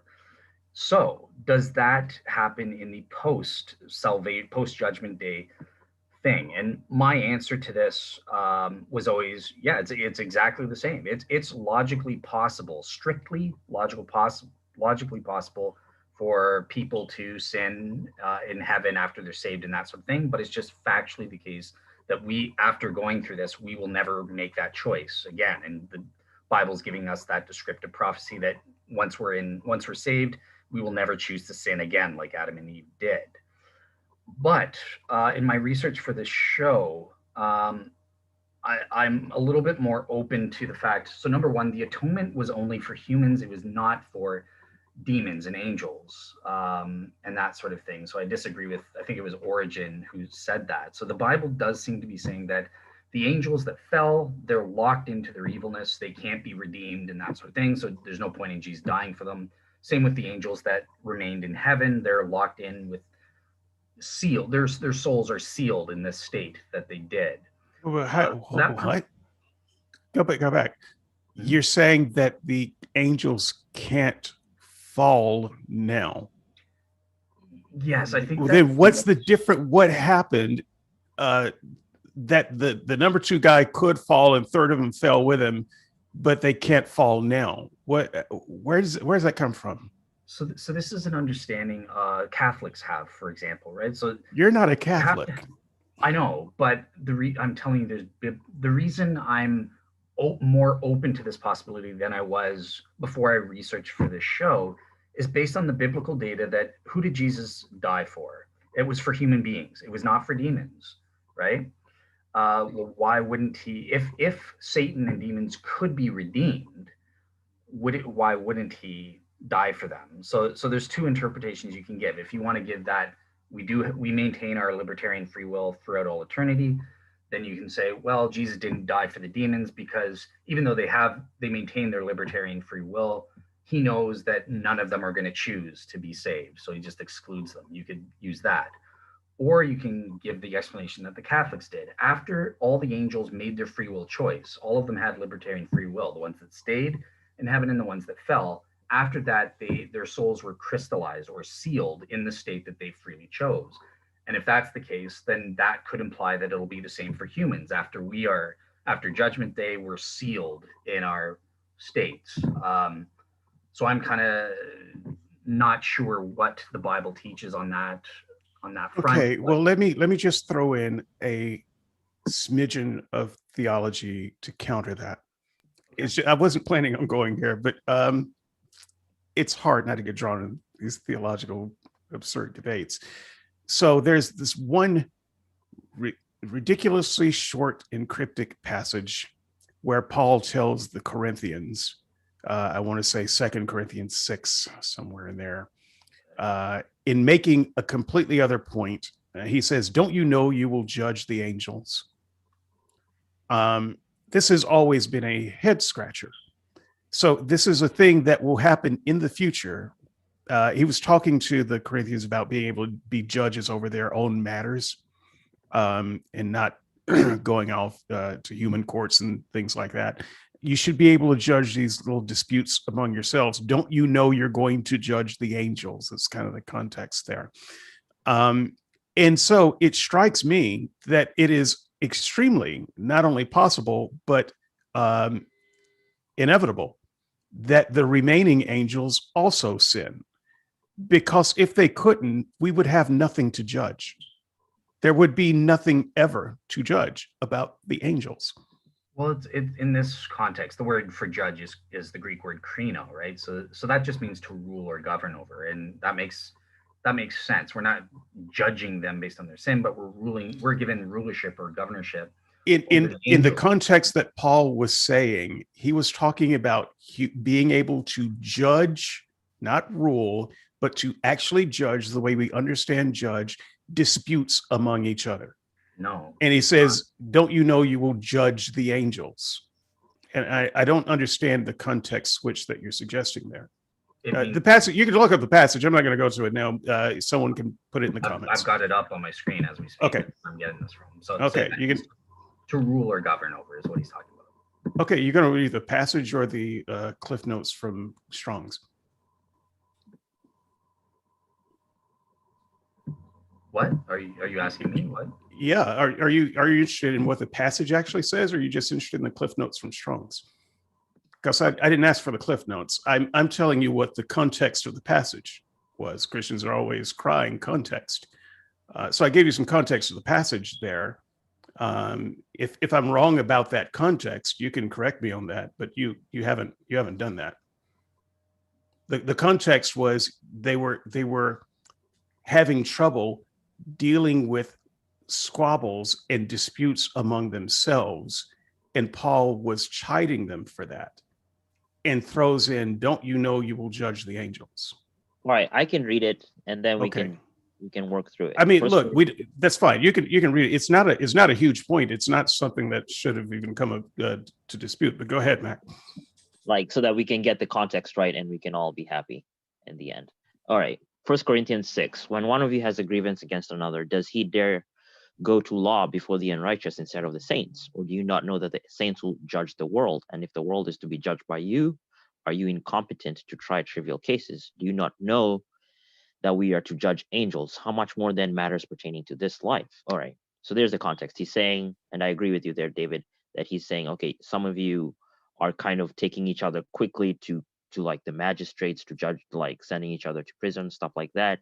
And he's saying that, okay, you have to have good discernment. You have to have Christian discernment, because in the age to come, you also will have you also need to have that same exact competence in the age to come when it comes to judging angels. So what Dale said there is also right. Like in terms of judging doesn't necessarily mean sinning. Like I can have my kids show Well, it up does mean settling disputes, right? selling disputes, right? But like selling disputes doesn't necessarily mean that there's someone that is sinning, or like Well, the what judge. The possible angels there. dispute can there be in paradise where people's souls are locked into eternal good? There could be misunderstanding. Do you think that misunderstanding is sinning? Like I you can think say I think something. misunderstanding would be impossible in a place where you are locked into a state of love and peace and harmony. Now I'm trying to figure out what the dispute would be. You know, he stole my parking spot. You know, that's the because those are the kind of disputes we have here. And in these cases, yeah, there's a problem. Somebody's wrong. And what the hell do you care about your parking spot that much for anyway? Just park in another one. We would have that dispute because we are feeble. But I don't understand how you could have that dispute in heaven if Dale's version of the story is correct and that there is no more acrasia somehow. And so I was simply providing that as a counter to his theory. And just to clarify, I offered two theories, right? So like, even though it could just be a fact of the matter that we maintain our libertarian free will and we just will never give in to a crazy again, or there's this, you could go with this locked in option or this ceiling of your nature. Right, but angels will still be arguing over parking spots, and it is going to be such an argument that we humans, we're going to have to fix it. Well, it could be that there's intellect. We're going to continue to grow throughout eternity and learn more and more facts. Maybe there could be some disputes over facts as we're investigating or learning and stuff like that. And God delegates to us. All disputes have the potential to turn into vitriol and anger and fighting and war. That's the nature of disputes if they go unchecked. Not in heaven, because Well, like, okay, then why do we need to judge them then? If there's nothing, no harm, no foul. You know, I think Beastie Boys was the best rap group. No, I think Vanilla Ice. If that's the only thing they're arguing about, why are we judging the angels, for Pete's sake? If there's no possibility for bad things happening. So here's the thing, like in terms of, I'm sorry, Dale, you want to go first? Okay, I'll just say quickly, yeah, because we're seeking perfection, we're becoming more and more like God, so we want to know the truth of every single fact and stuff like that. We don't want someone to be in error in heaven. But yeah, go ahead, Mac. Yeah, like I was saying, like I hear this objection all the time from atheists and skeptics who say like, oh, heaven's just going to be boring. You're just going to be there singing all day and doing nothing, and that sounds boring to me, and I would rather have a lobotomy. And like clearly we're going to be breaking up fist fights at the bar. Then you read that's not. And then you read 1 Corinthians 6, which introduce an aspect of an activity in heaven that's going to involve angels and humans presiding over angels. And it's like, oh, that creates problems. But like, it's like you have to like take that as part of the greater context of as that heaven will be perfect. Saints will be in a state of perfection, and there'll be angels there, and there is going to be like a hierarchy of like these believers and there's angels, and you're judging between angels. What is that going to look like? I don't know. I don't think there's anyone who actually knows. But like, I don't think that necessarily means that there's going to be wars in heaven between angels and they're like punching and kicking each other. Like, what I think personally, and I'm not married to this idea, I think that the experience that humans have, redeemed believers have, like in terms of perseverance and knowing what it's like to be a Christian and to go through life and stuff like that, and angels in heaven perhaps have a different experience. And I think that we as believers who have been redeemed and know experientially what it's like to live in a world like this, we are going to be able to like impart that knowledge to angels who have not lived in a fallen world. Why do where they need that knowledge? I mean, why honestly, wouldn't they? Why wouldn't they? So that's the thing. Why wouldn't they need that knowledge? they've So been that's presided. What I don't understand that they've been you're talking about presiding like over us for all this time, and they've been in heaven, but but we're talking about somehow experiential knowledge here. They're not the angels in heaven don't know yeah, what it's we're like. we're to, gonna like, set them straight. not that's the thing. Okay, so don't like use this language where it's like, oh, we're gonna set them straight, like, or implying that it's gonna be the same as it is here on Well, earth. even if you use Dale's language of we're going to rule them, we're qualified to do that.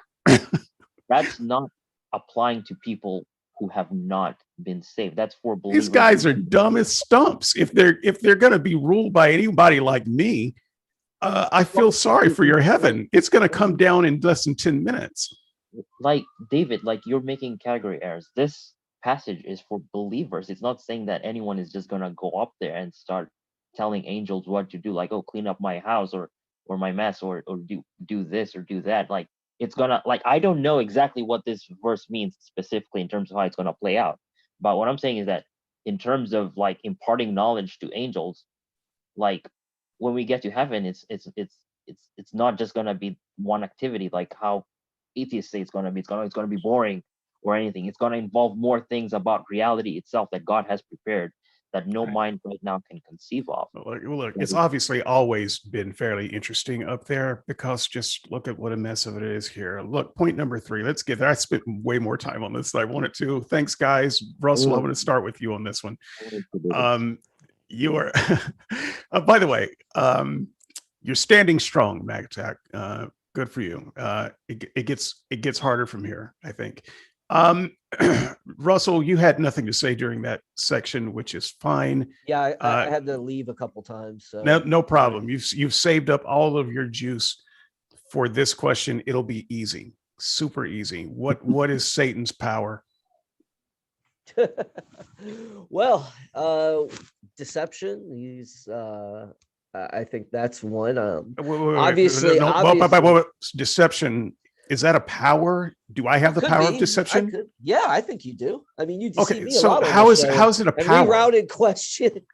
Well, right. No, I mean, but let's define. That just seems like a thing that you power. can do, right? I'm trying to. I'm thinking in terms of a supernatural power. Anything if you want to. Okay, so thank you for the clarification there. Sure. Yeah, you know, I don't really know that from what I can gather from Scripture. He obviously took Jesus to, I don't know if it was an illusion or not, but took him up to the pinnacle of the temple and said, hey, let's jump. He showed him the kingdoms of the world. I don't know how that was possible or what he did there, what type of power that takes to manifest, whether it was illusion or not.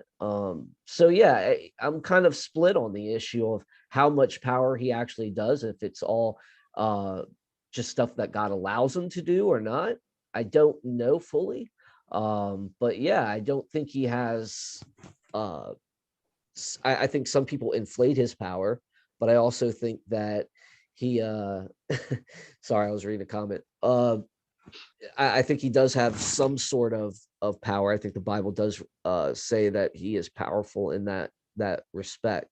I don't know this exact scripture quote there, but I do think he does have some sort of power. I just don't know how far it goes. So okay, can he command storms? Can he create a storm?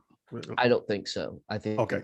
creative powers are not within his purview. I think whatever God allows him to do, he'll end up having that power from that point to whenever God says, "Oh, taking it." So Taking it back. he can't touch weather. So when Oh, no. Christians say things like Satan's causing this storm and killing people, or causing a drought, or holding back the rain, that's not actually happening in your mind. Not in my mind, no. It couldn't happen. He doesn't It have couldn't that kind of happen. power. Okay, yeah, okay, great. So you said deceive. I want to touch on the, because I know that everyone on the panel is going to say some form of deceive. Does Satan have telepathy? Can he? What do you mean? What do you mean? Can he get in my head by like? Yeah, can he get in your head? Ear?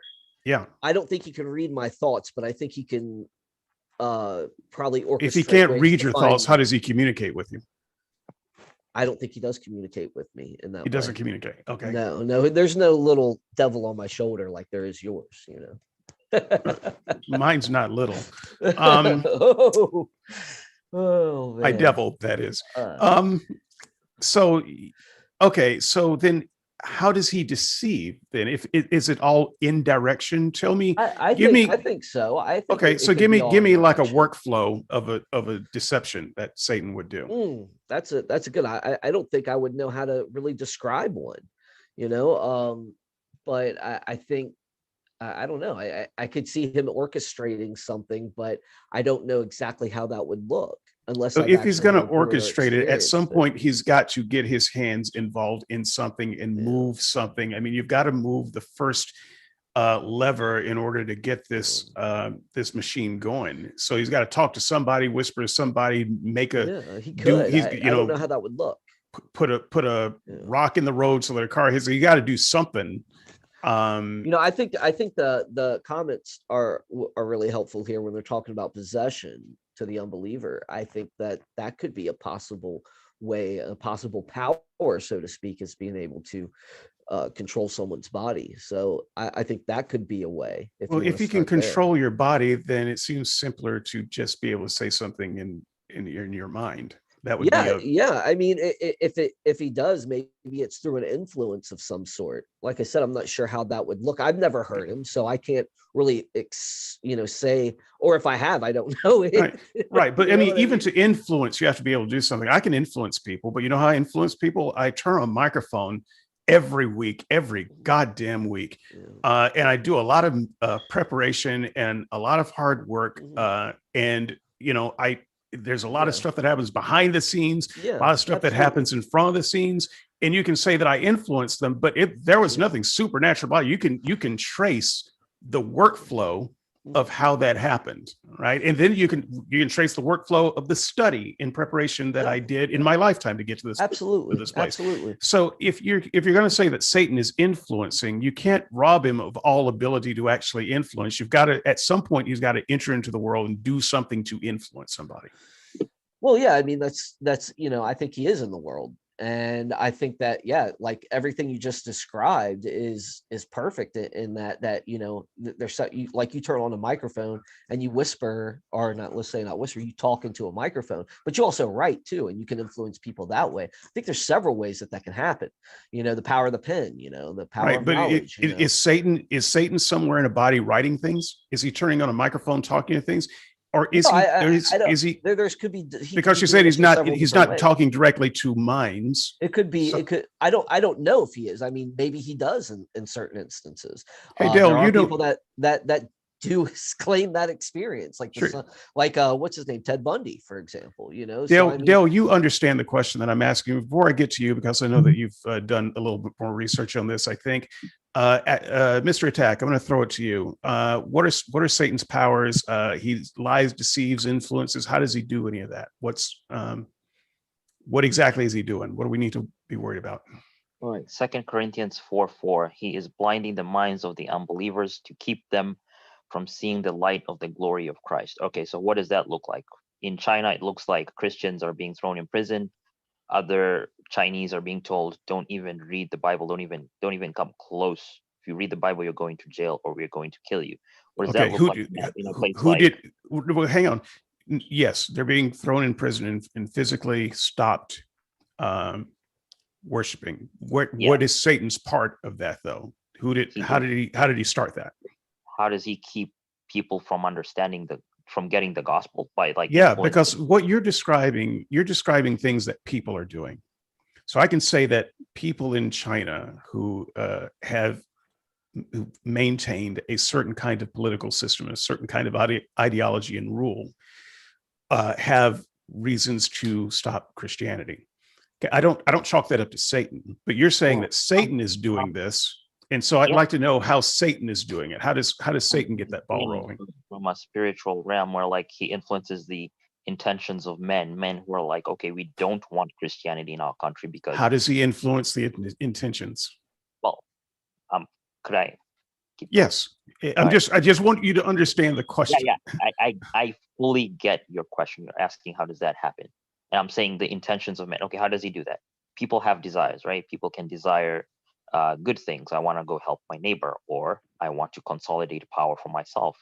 Satan can influence that by making your desire for something else that is contrary to what is good. So like he can like set up circumstances in terms of like I'm not saying I don't know how he does this, but like set up desires like temptations in your path that you will fall for, so that your intentions align with his intentions, and in turn you go ahead and do something that stops the spread of the gospel of Christ. So in terms of Chinese uh, uh, citizens, where you go ahead and throw your neighbor in jail because they're preaching Christianity, and we don't want that here because we want to stay separate from the rest of the world. We just want to keep our Buddhism. We want to stay with the president, to worship him. So keep that Christianity out of here. So Satan can influence someone like that. Another way that can happen is, of course, the way that's common to my experience is that go turn on the television and see violence and see all sorts of pornographic content over there that's being projected to the minds of young children and influencing how they think about life, and that has a domino effect on just how someone lives their life. And Okay, the values I they take. understand that, but I you get feel my like, answer? yeah, I feel like you're not quite getting the question though. I'm gonna give it over to Dale. We have it a couple of times. I need Just somebody to answer work. one I more need time. somebody to workflow that for me. So you're using a lot of kind of magical language and a lot of vague language. He influenced your intentions. Well, first of all, he doesn't know your intentions because he can't read your mind. And he's not talking to anyone directly. I'll let David Russell, so I'll accept that. So at some point, in order for him to get the dominoes falling, he's got to do something in this world so that you can say Satan did that, as opposed to that man used his own free will to do that. Why? Where do we see Satan's hand in anything? There's the thing. I'm not separating the two. So like again, let me just stick to the biblical categories in here. I'm not saying that this is the ultimate view. I'm just saying that I'm just sticking to what I see from the Bible. So this is this instance where Jesus and Peter are hanging out, and Peter says, "No, you won't go to the cross." And Jesus says to him, "Get behind me, Satan." Everyone knows this story. And Peter didn't want Jesus to go to the cross. And Jesus says, "Peter, you're thinking worldly, like you have the things of Satan on your mind." So whereas Peter is doing a natural act, he probably thinks saying Jesus, don't go die for the sins of the world is a good thing. Those intentions are being influenced and merged by Satan's intentions. So like a person can do things or have intentions for things, especially relating to the world or worldly desires, that to them they seem natural. Like, okay, me throwing someone in jail for practicing the wrong faith, that can seem like a naturalistic reason. But I'm saying like what the Bible says, how Satan influences people is he tells them to set their minds on worldly things. He tells them, this is the first word. This is the first thing that anyone said that constitutes a workflow. He tells them how. By influencing their intentions, like I just said. Okay, and there goes the whole thing again. We had a good start there. I'm gonna cut you off right there just for the sake of time, Dale. Dale's not here, my friend. Where'd Dale go? Dale had an emergency. He had to leave real quick. Okay. Oh, dang alicious. Okay, then you're back, Mac. So what I'm what I'm trying to get you to, and you can jump in here too, if you want, Russell. I'm trying to get somebody to work for this. So let me see if I can explain it. The kind of question that I'm asking, so that you can understand, so that you can answer the actual question that I'm asking. I don't want you to feel frustrated, and I don't want to feel frustrated. Nobody likes frustration. That's the devil making us frustrated. So the devil is in his place. He's in his realm, wherever he is.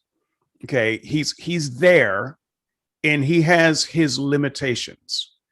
And we're here. So let's just use me as an example. I'm here, the devil's there. The devil wants me to do something. How do we get from point A, devil wants me to do something, to point B, him then communicating with somehow with nature to get me to want to do that thing, to point C, me doing the thing? I need you to workflow how the devil from where he is to where I am gets me to do anything, or influences me in any way. You're asking me to describe the role of a supernatural being. So like, here's the thing, like the answer that I give you is not going to be satisfactory, but I'm still going to give it anyway. All right. So like, you have Satan, he's in the spiritual realm, and we have us here. So like in the spiritual realm, there are things going on there in terms of like what people desire, in terms of like spiritual fulfillment, or this was going to make me feel more fulfilled in life if I do this. So Satan will push things into your face, will put temptations, like we were just talking about Jesus putting the temptation of kingdoms of the world. Okay, you can rule over these kingdoms, because Satan knows that every person on the planet desires to have some sort of power. So he puts that in front of you, and he says, you know, it's better, this is much better than worshiping God. You want to put all your energy into this worldly thing, and I don't want you to care about all that God stuff. I want you to care about worldly things. That's how Satan influences people of all cultures, and people of different cultures have different priorities in terms of what they what they prioritize. So someone in China prioritizes something different than someone in America. So Satan knows, if I put this in front of someone in China, that person won't care. So he puts a temptation, he puts it right in front of, dangles right in front of their face, and says, this is more important than God. Pay attention to this. Don't care about all that other stuff about God.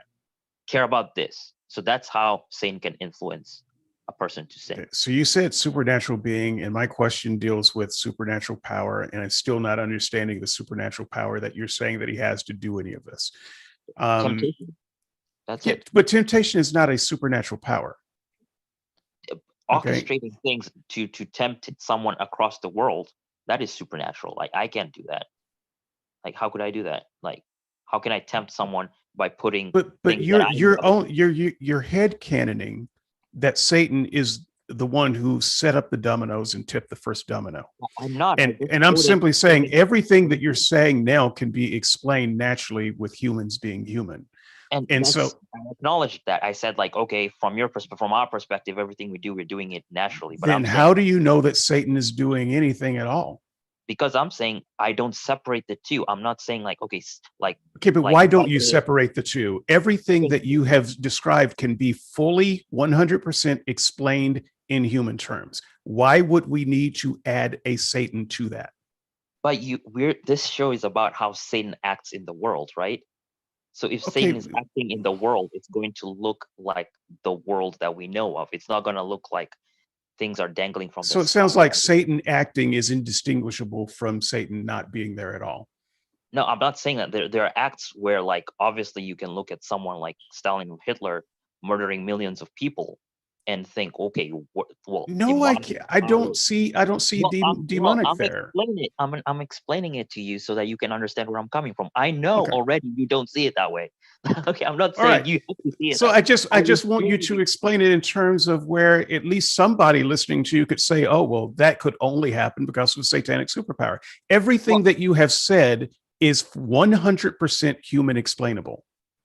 And I'm saying yes, but I'm saying, like, since this show is in the context of like, okay, how does Satan operate in the world, right? That's what we're asking. And I'm saying he operates by putting temptations. And you're saying, okay, humans can do that. We can explain that. And I'm saying, I agree. Yes, that's true. That's totally right. I'm not disagreeing. But I'm saying that Satan's domain is that he can set up things in the natural world that influence you to make decisions that you otherwise wouldn't make if he wasn't influencing you in a specific way. Okay, I'm gonna let that stand. Fourth point, we're almost out of here. We're out of here. I'm not satisfied with that segment, but I do. I'm not happy. That's But okay. I'm gonna let it go. I'm gonna let it go. I think that you've made the case the best way you can, and I don't see any point in pushing you further Because there. So like, what you're I'm not. asking is that I can point to an action like that action and say, okay, everyone on the planet has to acknowledge that. What you didn't give me was a single superpower that I could say Satan has a superpower to do this, and therefore Christians need to watch out because Satan can do this thing. And all you're really doing is telling me things that humans can and do. And I have no reason to assume a Satan. Even Christians have no reason to assume that Satan's doing anything.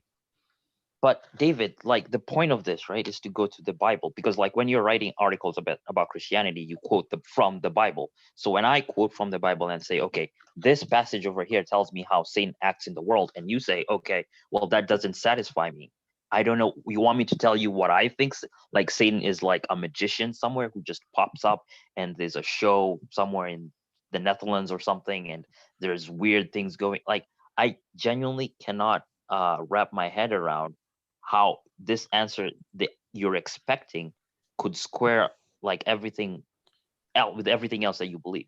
Even the Bible doesn't talk about Satan's powers per se. This is why Christians had a disagreement with it about this. David, to be fair, I mean, if we're looking at the Bible, I did give you some examples that I thought were pertinent when the temptations of Jesus were going on. Right, So but he was talking to Jesus, and you're saying that Satan doesn't talk to us. I don't. So that doesn't really apply, does it? Yeah, but here's the thing: like how that relates to me, I don't know. But if I'm looking basically Scripture and saying what he can do versus what he's done with me, I'm kind of asking how it relates to us today. Well, I mean, I'm not asking how it relates to a one-off kind of thing. And that's what I'm saying is that we don't know fully how it relates in every aspect of our life, right? So kind of what I'm saying. Nobody knows what his power is. Well, if we trust the Bible, and that's the thing, like that's where we go back to the Bible. Well, Satan can do this and do that, but maybe he communicates differently with other people, such as the son of Sam. Okay, so this is after show. This is after show kind of material. I recognize this, but I just want to. Let me just ask this question straight up. One of the reasons I'm a little bit handcuffed is because I said that I wouldn't talk about this. So I just need to. You can just give me a yes or no. This is not a hard question. Can Satan possess people today? Yes.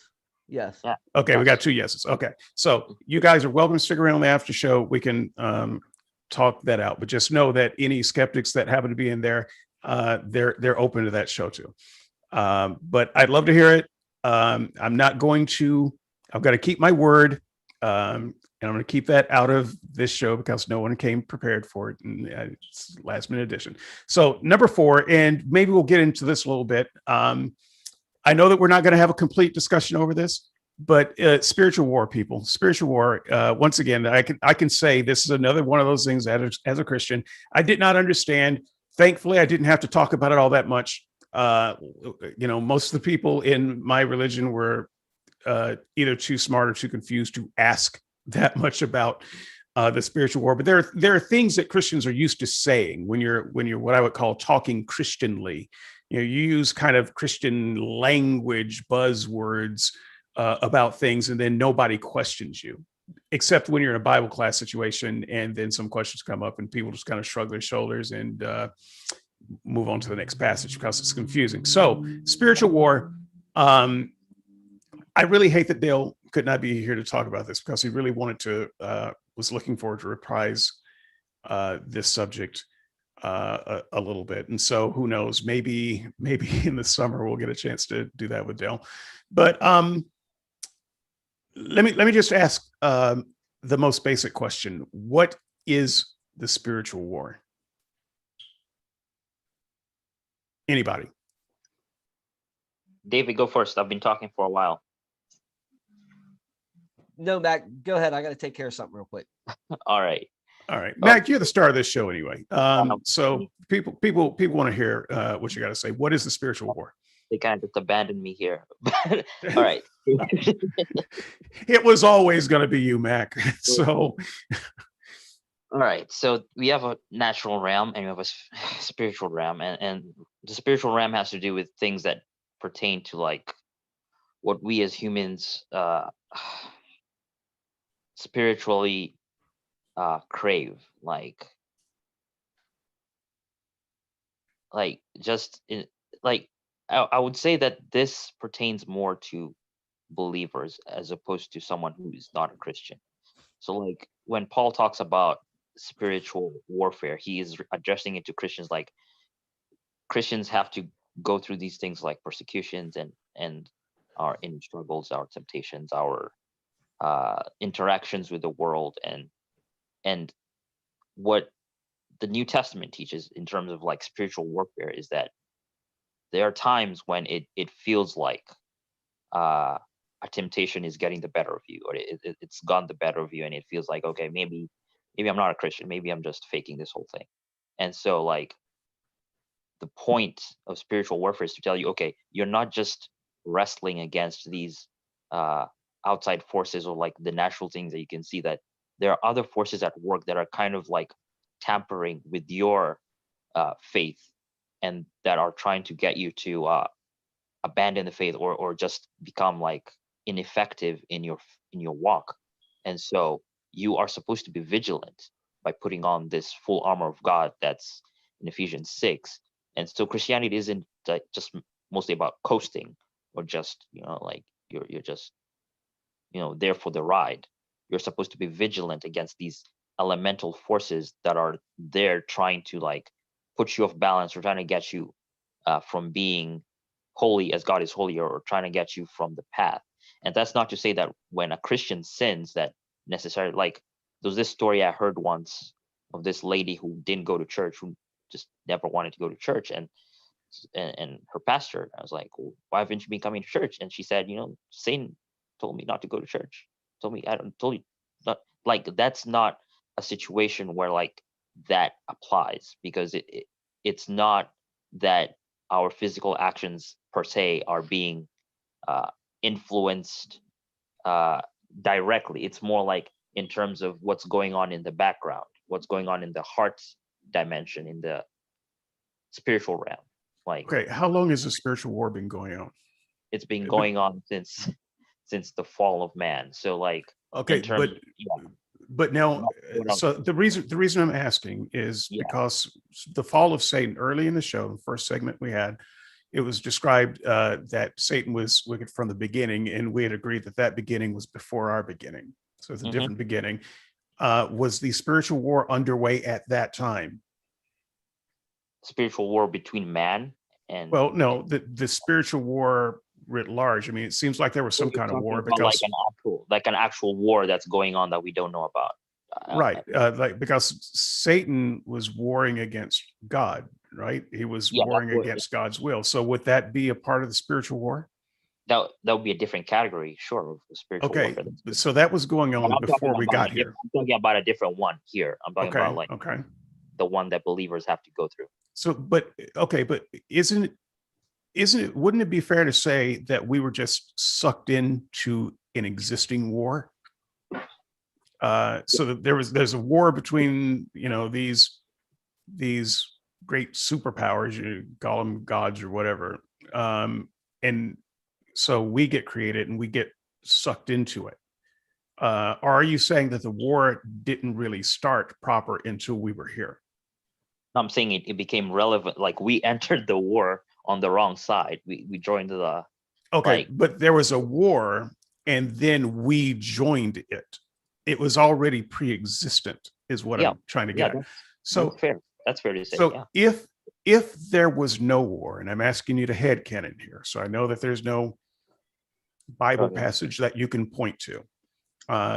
But Christians do this kind of thing when they're talking to each other, not on a mic. So it's just us Christians here, Mac. Can you imagine that humans would have done better, whatever better looks like? I'm not saying perfect, but better, if we had come into a world where there was no war going on. Better as in pleasing to God, or because like obviously we all have different, I think on the show we all have Yeah. different starting points. Less sinful. If there was nobody influencing us from the other side, would we have possibly made better choices? Would we have done better?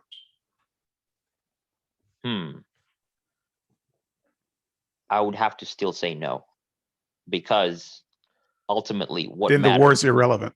No. What I'm saying is this: when I think about what happened in the garden, I think that before even the serpent approached Adam and Eve, what was going on is that perhaps in that moment, that opportune moment that the serpent saw, Adam and Eve at some whatever point in time, their reliance on God, their dependence on God was not where it should have been.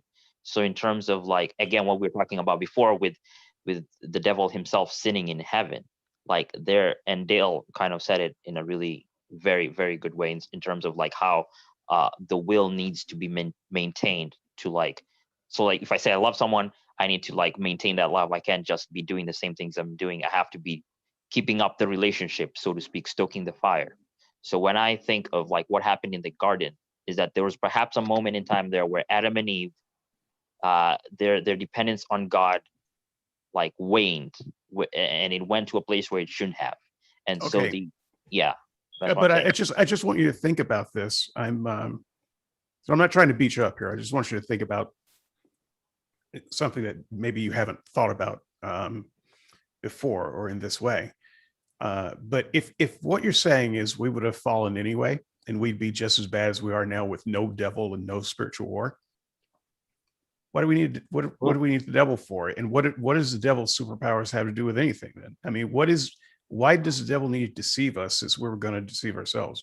Why does the devil need to influence us since we were going to be influenced that way anyway?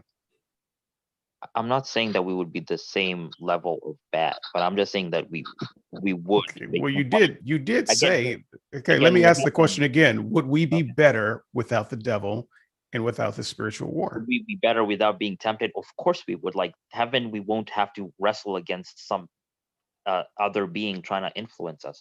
Then don't you think it would have been responsible then and loving for God to not let this war go on and drag us down in it? What shouldn't we have had the better opportunity? That comes down to God's purposes in allowing this world to play out the way we did. And I don't think any creature can look at what God planned and say, you made an unwise, you can't say that to an eternal being without it being absurd or illogical. Okay, well then give me some headcanon then, because it's absurd and illogical now.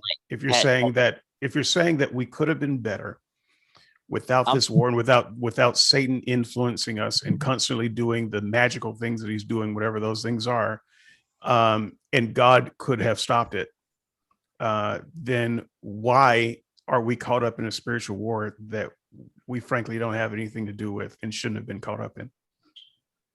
I'm sorry, I got distracted by a comment. And these comments are so weird. Would we have been better? Sure. But like, what was God's purpose in creating the world? God's purpose was, created the world was to display his glory and his attributes through Christ. So God created this world so that Christ could enter into it and conquer it, so that we, like those who believe in him, would be the direct beneficiaries of his atoning work. And wouldn't that have been done better? Wouldn't more souls have been saved had we not had this war where Satan is influencing people? I don't know about more souls, and this dives into the issue of questioning God's intentions. Like, okay, would I have been able to do better? And I think that that's kind of it comes down to this. When we start, even when I was contemplating coming on this show, like I knew we would get to this point where it would be like, okay, the only solution becomes creating a different world where this character does not exist, right? Like it would have been better. But like I'm saying, like from what I read from the Bible, is like God does not do anything willy-nilly. He doesn't allow for things to happen Right. It's purposely. everything that happens is on purpose and it's God's intention. I get that. But if I wanted to be really nasty, I could have asked, why did why did God allow Satan to rise to power and be number 2 in heaven Number in the two, first place? Or whatever Satan was, he was powerful enough to take a third of the angels with him, and God knew that this would happen. Why did God give him that much power and responsibility? That because God should have known that with that much power, his pride would have run away. Why not put some other angel in his place that wouldn't have done that? And the only thing you can say was, well, any angel would have done that, which is bad design. Or you can say that God, he knew it would happen. He set it up that way because he wanted the ensuing spiritual war to happen for his own great, glorious reasons. And I think that's where Christians have to end up. But I think that's also where skeptics have to get off the bus. because you don't like that God has a purpose in allowing things to happen. That he has a purpose in creating a Satan that would do this, that he knew would do this, and that he would drag us down when he knew that we would do better if Satan wasn't there. All right, so let me ask you a question. I don't have kids, but like if I have kids in the future, and I know like if I do the best I can as a parent, but I know that in the future that child is going to mess up in some way. They're probably gonna do something that is contrary. That am I a bad parent for wanting to have kids? Well, first of all, you're laying on your human limitations on a God Look, who you don't think look, has those same look, limitations. this has nothing to do with limitations. I'm just asking, like, Well, it does though, because if you know that your child, the child that is not born yet, but you know that that child, but you know that when he's born, you can look into the future and know that he's going to set off a nuclear holocaust that's going to destroy the world. If you know that and your selfish desire to have that child wins out over you not having a child, then you are evil. a selfish desire, but we're talking about my desire as a parent, right? We were saying Right, like, which okay, is a selfish desire. You should, if you know that the child you are going to spawn is going to destroy the world, you know that absolutely. But you think, well, I just want to be a parent though, because I've got this drive and I want to do it. Yeah, you are a monster. but we're not talking about nuclear holocaust here. We're talking about parents and Well, children. we're talking something much worse than nuclear I holocaust. mean, We're talking about you guys can speculate about this all day, but if God had a morally sufficient reason to do everything that he did and choose a world in which this is going to play, and David, I'm agreeing with you to an extent too. If this is where you have to get off the bus because you just simply can't trust this God that we believe in, this Christian God, then that's on you, man. That's what you have to do. But if you can't speculate one way or another because you're just not in a position to know it. okay. And But I know this all, is your Mullinist defeater and you hate it, but this is where the conversation has to end at some point. Is can you accept this or not? And if you can't accept that God has a morally sufficient reason of why all these things go and why these things have to happen, and he did it for a reason that you can't possibly know because you're not an omniscient being or anything, then I'm sorry. That's where you have to get off the train. I would need you. I would need you as Christians, if you want to have a case at all, to be able to at least tell some kind of story of why that would need to happen. What is this morally sufficient reason when you can admit that without Satan in the spiritual war, we do better, but we need Satan. God needs Satan in the spiritual war that you can't even define to put the kind of pressures on us that we have. And you're saying to me, well, you should just accept it. Accept that God is good and he has good intentions for unleashing the worst creature we could imagine, the one who brings down the world in something worse than nuclear holocaust. Just accept it and praise God for it is not sufficient. I don't think any Christian has said that. What I think David Russell just said brilliantly is that at some point you have to, like, we make all these arguments, but then we work our way back to that. Like, do you trust that an omniscient God would know things that you don't know, like would allow for something to happen that you personally, from your vantage point, would accept? Like, for me, like, I read the Bible and I see that how God operates is he sent his son to die on the cross for sinners, and that involved a lot of pain. And I'm like, okay, why didn't God just forgive from heaven, you know? But like, God had a purpose in sending his son. He wanted to demonstrate something about his character, and he wanted to relay that information. Right, but if in he a didn't want in a us to fall in specific the way, first place, he didn't in a have to specific send. He didn't in have a to specific send the Satan to tempt us to fall. He didn't have to, you know. So then you're saying, well, he but really, really wanted this crucifixion story, and if he hadn't sent the Satan, maybe he wouldn't have got it. That just sounds. That sounds. that's not what I'm saying, because Adam and Eve are also held responsible. It's not that, oh, Satan made us do it, and so Satan was the only one who got punished for it. That's not what happened in the account.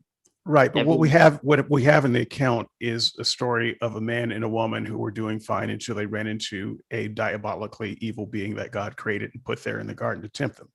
But That's what you can headcanon that they would have done the same thing. I'm not without Satan. Okay, well, it is kind of no. I'm just reading the story. This is just a story. The story is they didn't fall, they didn't sin, they didn't do anything before their encounter with the demon. That's how the story reads. To suggest that it would have been otherwise is you headcanoning. That's not me headcanoning. That's just me reading. By eating, and I read the same story as you, and I reach a different conclusion because I see them declaring an independence from God. They're saying we are not going to trust God. We're going to listen to this creature that's telling us all these other stories. Without there should have never been a creature in there telling them, and there didn't have to be. Why not? Why not? How do you know that, David? How do you know that that none, this creature didn't have to be there? How do you know that for sure? You don't.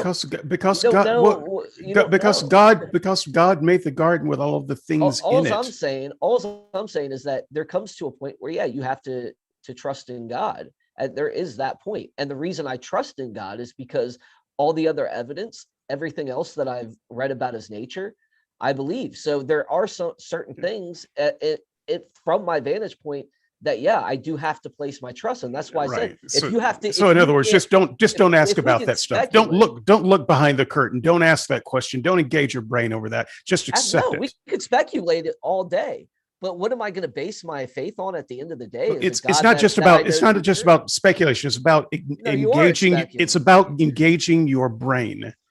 Yeah, and we have that to engage. Exactly, and we can engage to a point, but there is a point where you have to say where you got to shut off your brain and stop thinking. If you want to look at it that way, sure. Well, that's kind of what you're saying, because you sounds like you're getting upset because I would dare ask the question of why God would put a demon down here.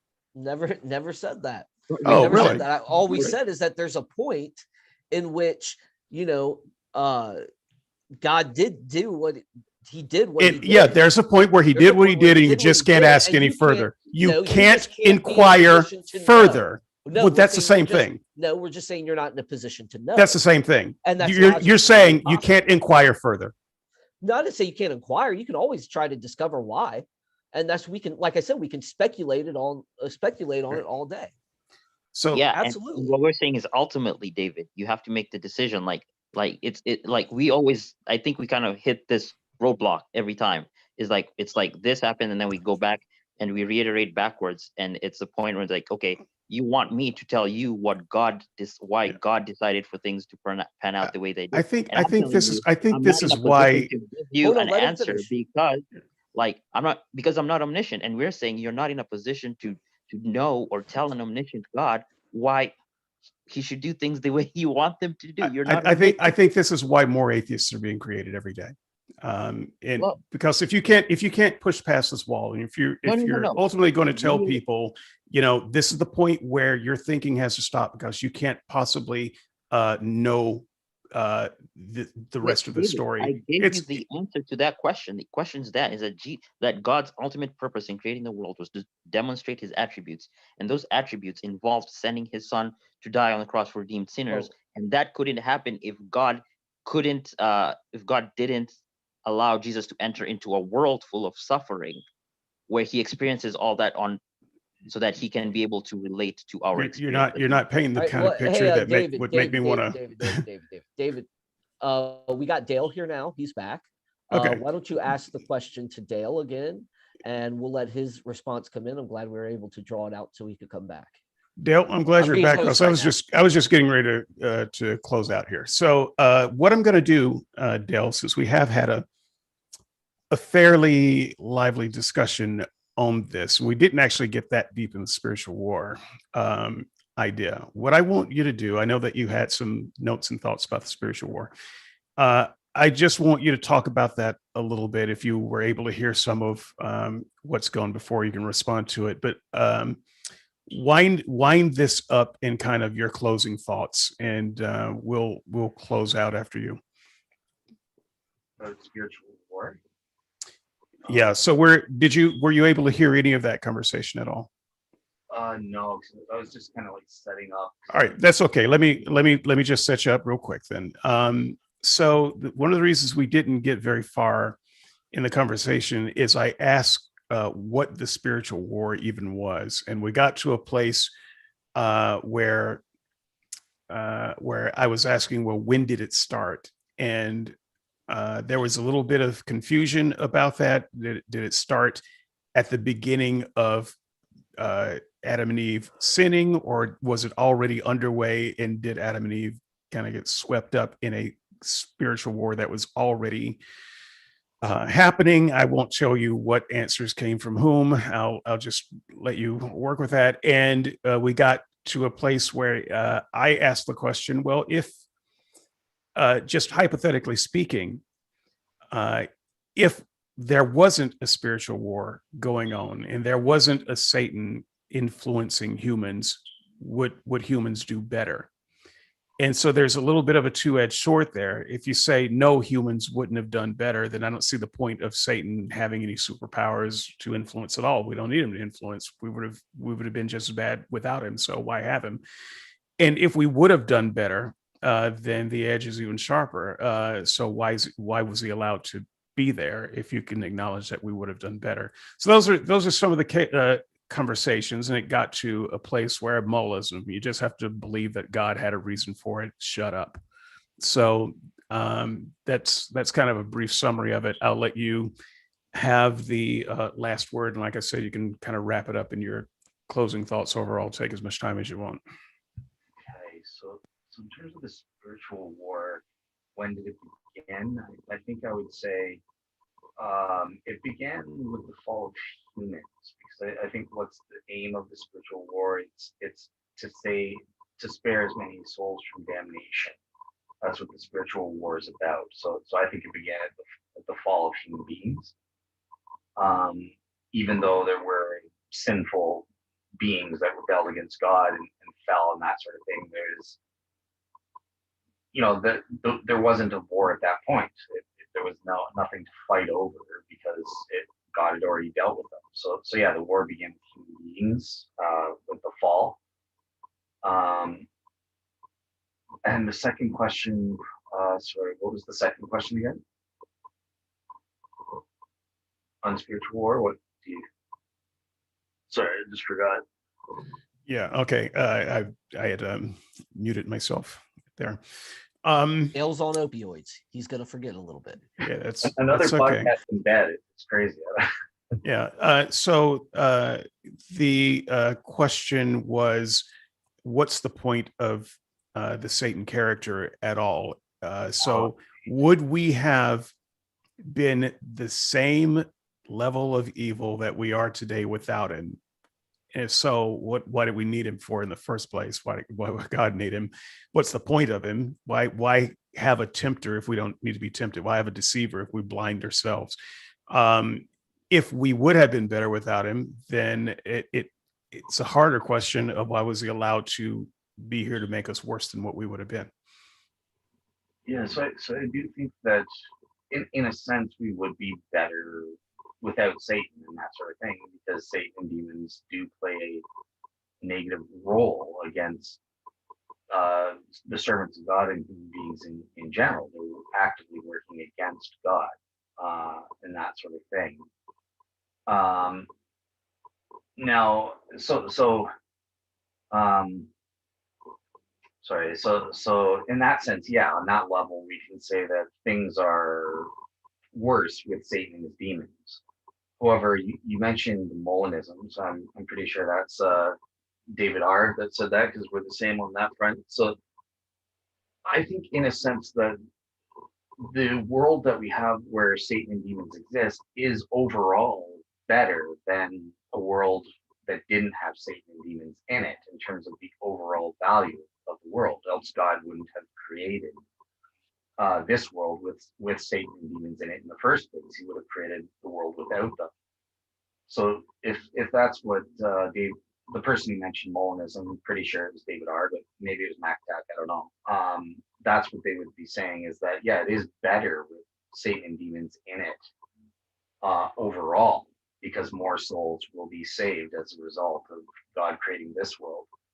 But yeah, just speaking on a human level, obviously they are a negative force in their own right. They're actively working against God saving people, or God having an eternal loving relationship with human beings forever, and that sort of thing. Does that make sense? Not really, but I'm going to let you off the hook because I know that I know some of what you're going through there, and I appreciate you stepping in. Mac Attack, closing remarks, please. Yeah, it's again, it's been a lively show. Thank you for having me on. There's a lot that I would have wanted to say that I didn't get a chance to say.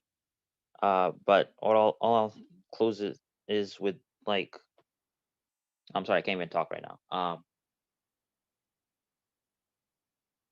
So all right, God created the world, the universe, the sphere, everything, and He created it with a purpose, for a purpose. And so, like, there's always there's a dichotomy going on. Can you accept that God allows for things to happen with a purpose, an omniscient God, to allow to let things happen with a purpose? Or are you going to, like, say, oh, God's just like me, God doesn't know what's going to happen tomorrow, God doesn't know if there's going to be another COVID next year, God doesn't know what's going to happen with his subordinates? Like, there has to be, you have to make a choice. It has to be one of those two. And what I see often happening, especially when I'm on the forums and other places, is that people will most often say that God doesn't know what's going to happen. God is just reacting to what's going to happen. And so when it comes to the topic of Satan, God created Satan with a purpose, and that purpose has been lived out by Satan. And actually, the passage that I was going to go to actually has to relate with Paul in 2 Corinthians 12, where Paul is saying, okay, I'm being tormented by messengers of Satan. And Paul says, and I prayed to God, asking for these tormentors, these demons that were tormenting him in some way, to be released, to be taken away. And God does not answer the prayer. God says, you're going to have to, my grace is sufficient for you in this problem. So that instance, and another instance where Paul is also, like, suffering, and God allows for this tormenting to keep going on, because Paul had been receiving so much revelation. It had this effect of causing him to be conceited. So Satan wants Paul to be conceited. God doesn't want Paul to be conceited or prideful. So Satan is being used to torment Paul in order to reduce conceit. So God is using Satan's plans to frustrate Satan's plan. So that's what I see when I read the Bible. I see someone who's declaring independence from God and is trying to set up for themselves their way, thinking that they're frustrating God's plans, but in the end of it, they're actually serving God, like they're sanctifying Paul's Christian walk. So I genuinely get saddened, like almost to the point of tears, when I see atheists on the panels or on forums or chats saying, "Oh, Satan's the good guy, Satan's a bro," or whatever. Because here you have an adversary. You have someone who is deceiving you on earth and accusing you in heaven. Everyone has a file of what they've ever done, and they're being accused daily, day and night, about everything that they've ever done. And you can't cozy up to a being like that and then think, okay, well, at the judgment day, I'll just be able to say, well, you allowed for this being to be there in the first place. I don't think that's going to fly, because every single action that happens, every single act that we commit on this planet, we do it because we want to do it. It doesn't matter if I speed down the highway and I'm doing 75 instead of 50, and I get pulled over and the officer says, "Why were you speeding?" And I say, "I was doing it." "Well, there was another influence, my wife is giving birth," or something. The officer is not gonna let me go and say, "Oh yeah, well, sure. I mean, those other influences, you're still going to get a ticket." And so my plea to anyone who's listening to this is that that that argument that you think you have is not going to be able to stand, precisely because you are a creature who has the freedom of choice. You make choices all the time. And when you choose to do something, regardless of whether you think you're doing it by yourself or you're doing it because someone else made you do it, that choice still is attached to you. And the reason God allowed for a being like this to exist is to, again, as described in scripture, and maybe in another show we can cover it, was to allow for Christ to be magnified in the lives of those who believe in him, so that when a Christian is sent to prison or is put to death for their faith, that person is magnifying God by pointing to God and saying, that is what I value the most. I value God. I value God more than I value my life. I value God more than I value my freedom. And that act of Satan serves the act of a Christian being put to death in a Chinese prison somewhere. So, yeah, that's pretty much what I have to say. I have more to say, but I'm going to cut it short there. Thank you for having me on the show. It was nice hanging out with you guys. Thank you, David Russell. Thank you, Dale. And yeah, hope to talk to you guys more. Thanks. Sure. And you can come back and continue your thoughts on Satan. I've got a feeling that the first show of season 4 will be Satan part 2. Just have a feeling. I know a guy. So with that, Russell, closing thoughts. Do you have a closing thought? I do, but I'll go last. Let me go last. You want to go last, huh? Yeah, I'll go last. Great. Okay, that's fine. It's this, and it's pretty brief. The Satan story is incoherent from start to finish. There's no part of it that makes sense at all. When you start with an all-powerful, all-loving God, when that's your starting point,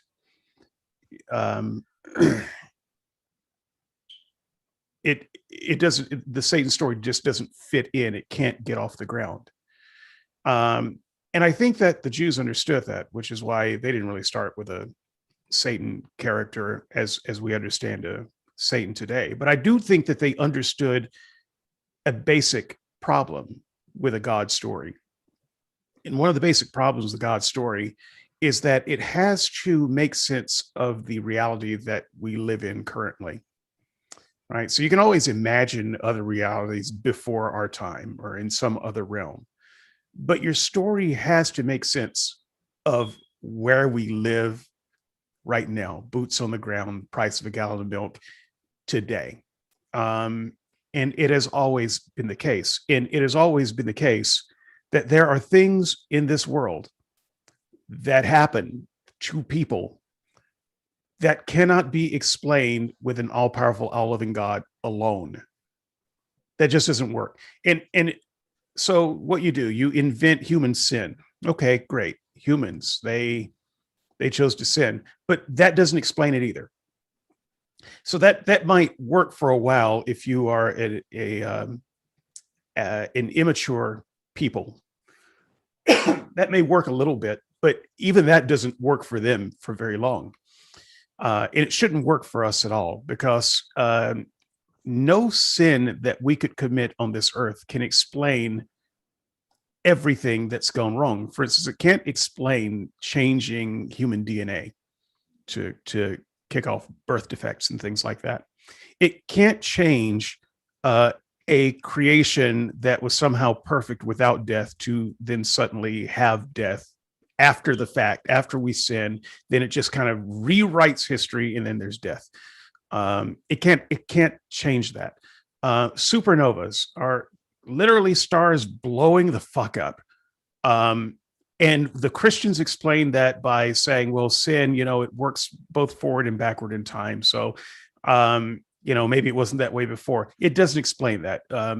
You can't put that weight on human evil. There's only so much we can do. We can't create hurricanes. We don't do that. We didn't create AIDS. We didn't create, there's just things that the story can't explain. It doesn't make any sense of it. And so we've got to do something more. So we've got this all-powerful, all-loving God, but then we've got the reality that life is kind of shitty. And then so we try to blame it on humans, but humans can't explain it. So we need something else. And so I think that you kind of have to get to Satan somewhere along the line. You've got to get to that something else to explain everything that's going on around us. And so we have this supernatural ancient foe of God. I think the Bible even describes him as an ancient foe. But you've got to, you've got to get there some kind of way. And you've got to give this ancient foe some kind of power. And it's got to be enough power to explain everything that's going wrong in the world. Because the problem is you can't put everything that's going wrong in the world on God, because then he's not so all loving anymore, or he's not all powerful. There's something wrong. You can't live with the Molinistic answer long enough as humans. It just doesn't work for us to say, well, he's got to have some kind of plan. No, we've got to offload some of that evil onto something else. And it can't just be human, because it also has to be supernatural, because there's supernatural things, seemingly supernatural things, or things that are beyond the capability of humans to explain. And so we got to get a Satan somewhere.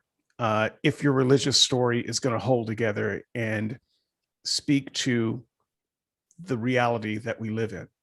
And I just see it as religious people who need to believe in a God really badly. They have no choice. They have no choice but to also believe in a Satan. Because without Satan, it all just falls apart. And there's nothing coherent about the Satan story. You can't get it off the ground without putting some real chinks in God's armor. So finally, I would say, as far as accepting this Molinistic notion that you get to these questions, and at some point you just have to accept that, well, God has a plan. If any plan that God has that he doesn't explain to me that includes a Satan, I don't want any part of it.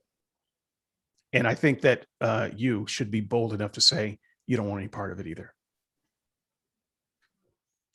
All right. Well, thank you, David, for your closing. I don't think I'll be as long, but I do want to note that we do live in a complicated reality. We live in a very real world, and that very real world challenges us, and it doesn't matter what I say or what I believe about Satan. What comes down to it is ultimately the truth. What best explains the evidence? In my opinion, I think God best explains the evidence. I think that an all-loving God actually explains the evidence. David says it doesn't make sense to him. I totally see where he's coming from, and I sympathize for him, but I disagree. I think that from a limited standpoint, we don't understand everything that is out there. We don't understand time. We understand it to a degree. We're finite creatures. And I think that there's plenty of evidence for a God. And I think there's one person that we did forget about throughout this whole thing, and that was Christ and what he did on the cross. And I don't say we just forgot about him, but this has been a show about Satan. And I think that Christ is God's way of coming into the world, redeeming a fallen world, a fallen creature, a fallen system. And in him, we have life and we have eternal life. So when I end, I think that more people should, instead of getting off the boat, should look deeper into why they should get on the boat. So yeah, that's pretty much my closing, guys. I thank everybody for being here. I thank David for his pushback. I thank all the skeptics that came in here and put our feet to the fire. I always appreciate it. And that's it for me. David, what else do we got going on? All right. So next week is the last official show of the season. And it will be when some of these rowdy skeptics step in to have their say. So I'm going to change things up a little bit. I'm going to go ahead and end the recording right here. And I'm going to turn the recording back on. So this is the first and only time that this will happen, and do an after show with whoever remains with whatever energy they've got. I'm running on fumes, but I think that's when the after show gets good. And we're gonna have some conversation about demon possession, which we did not talk about here. This part of the discussion will air. I don't know if it'll air this week, but it'll air at some point. It may be a bonus show in the summer.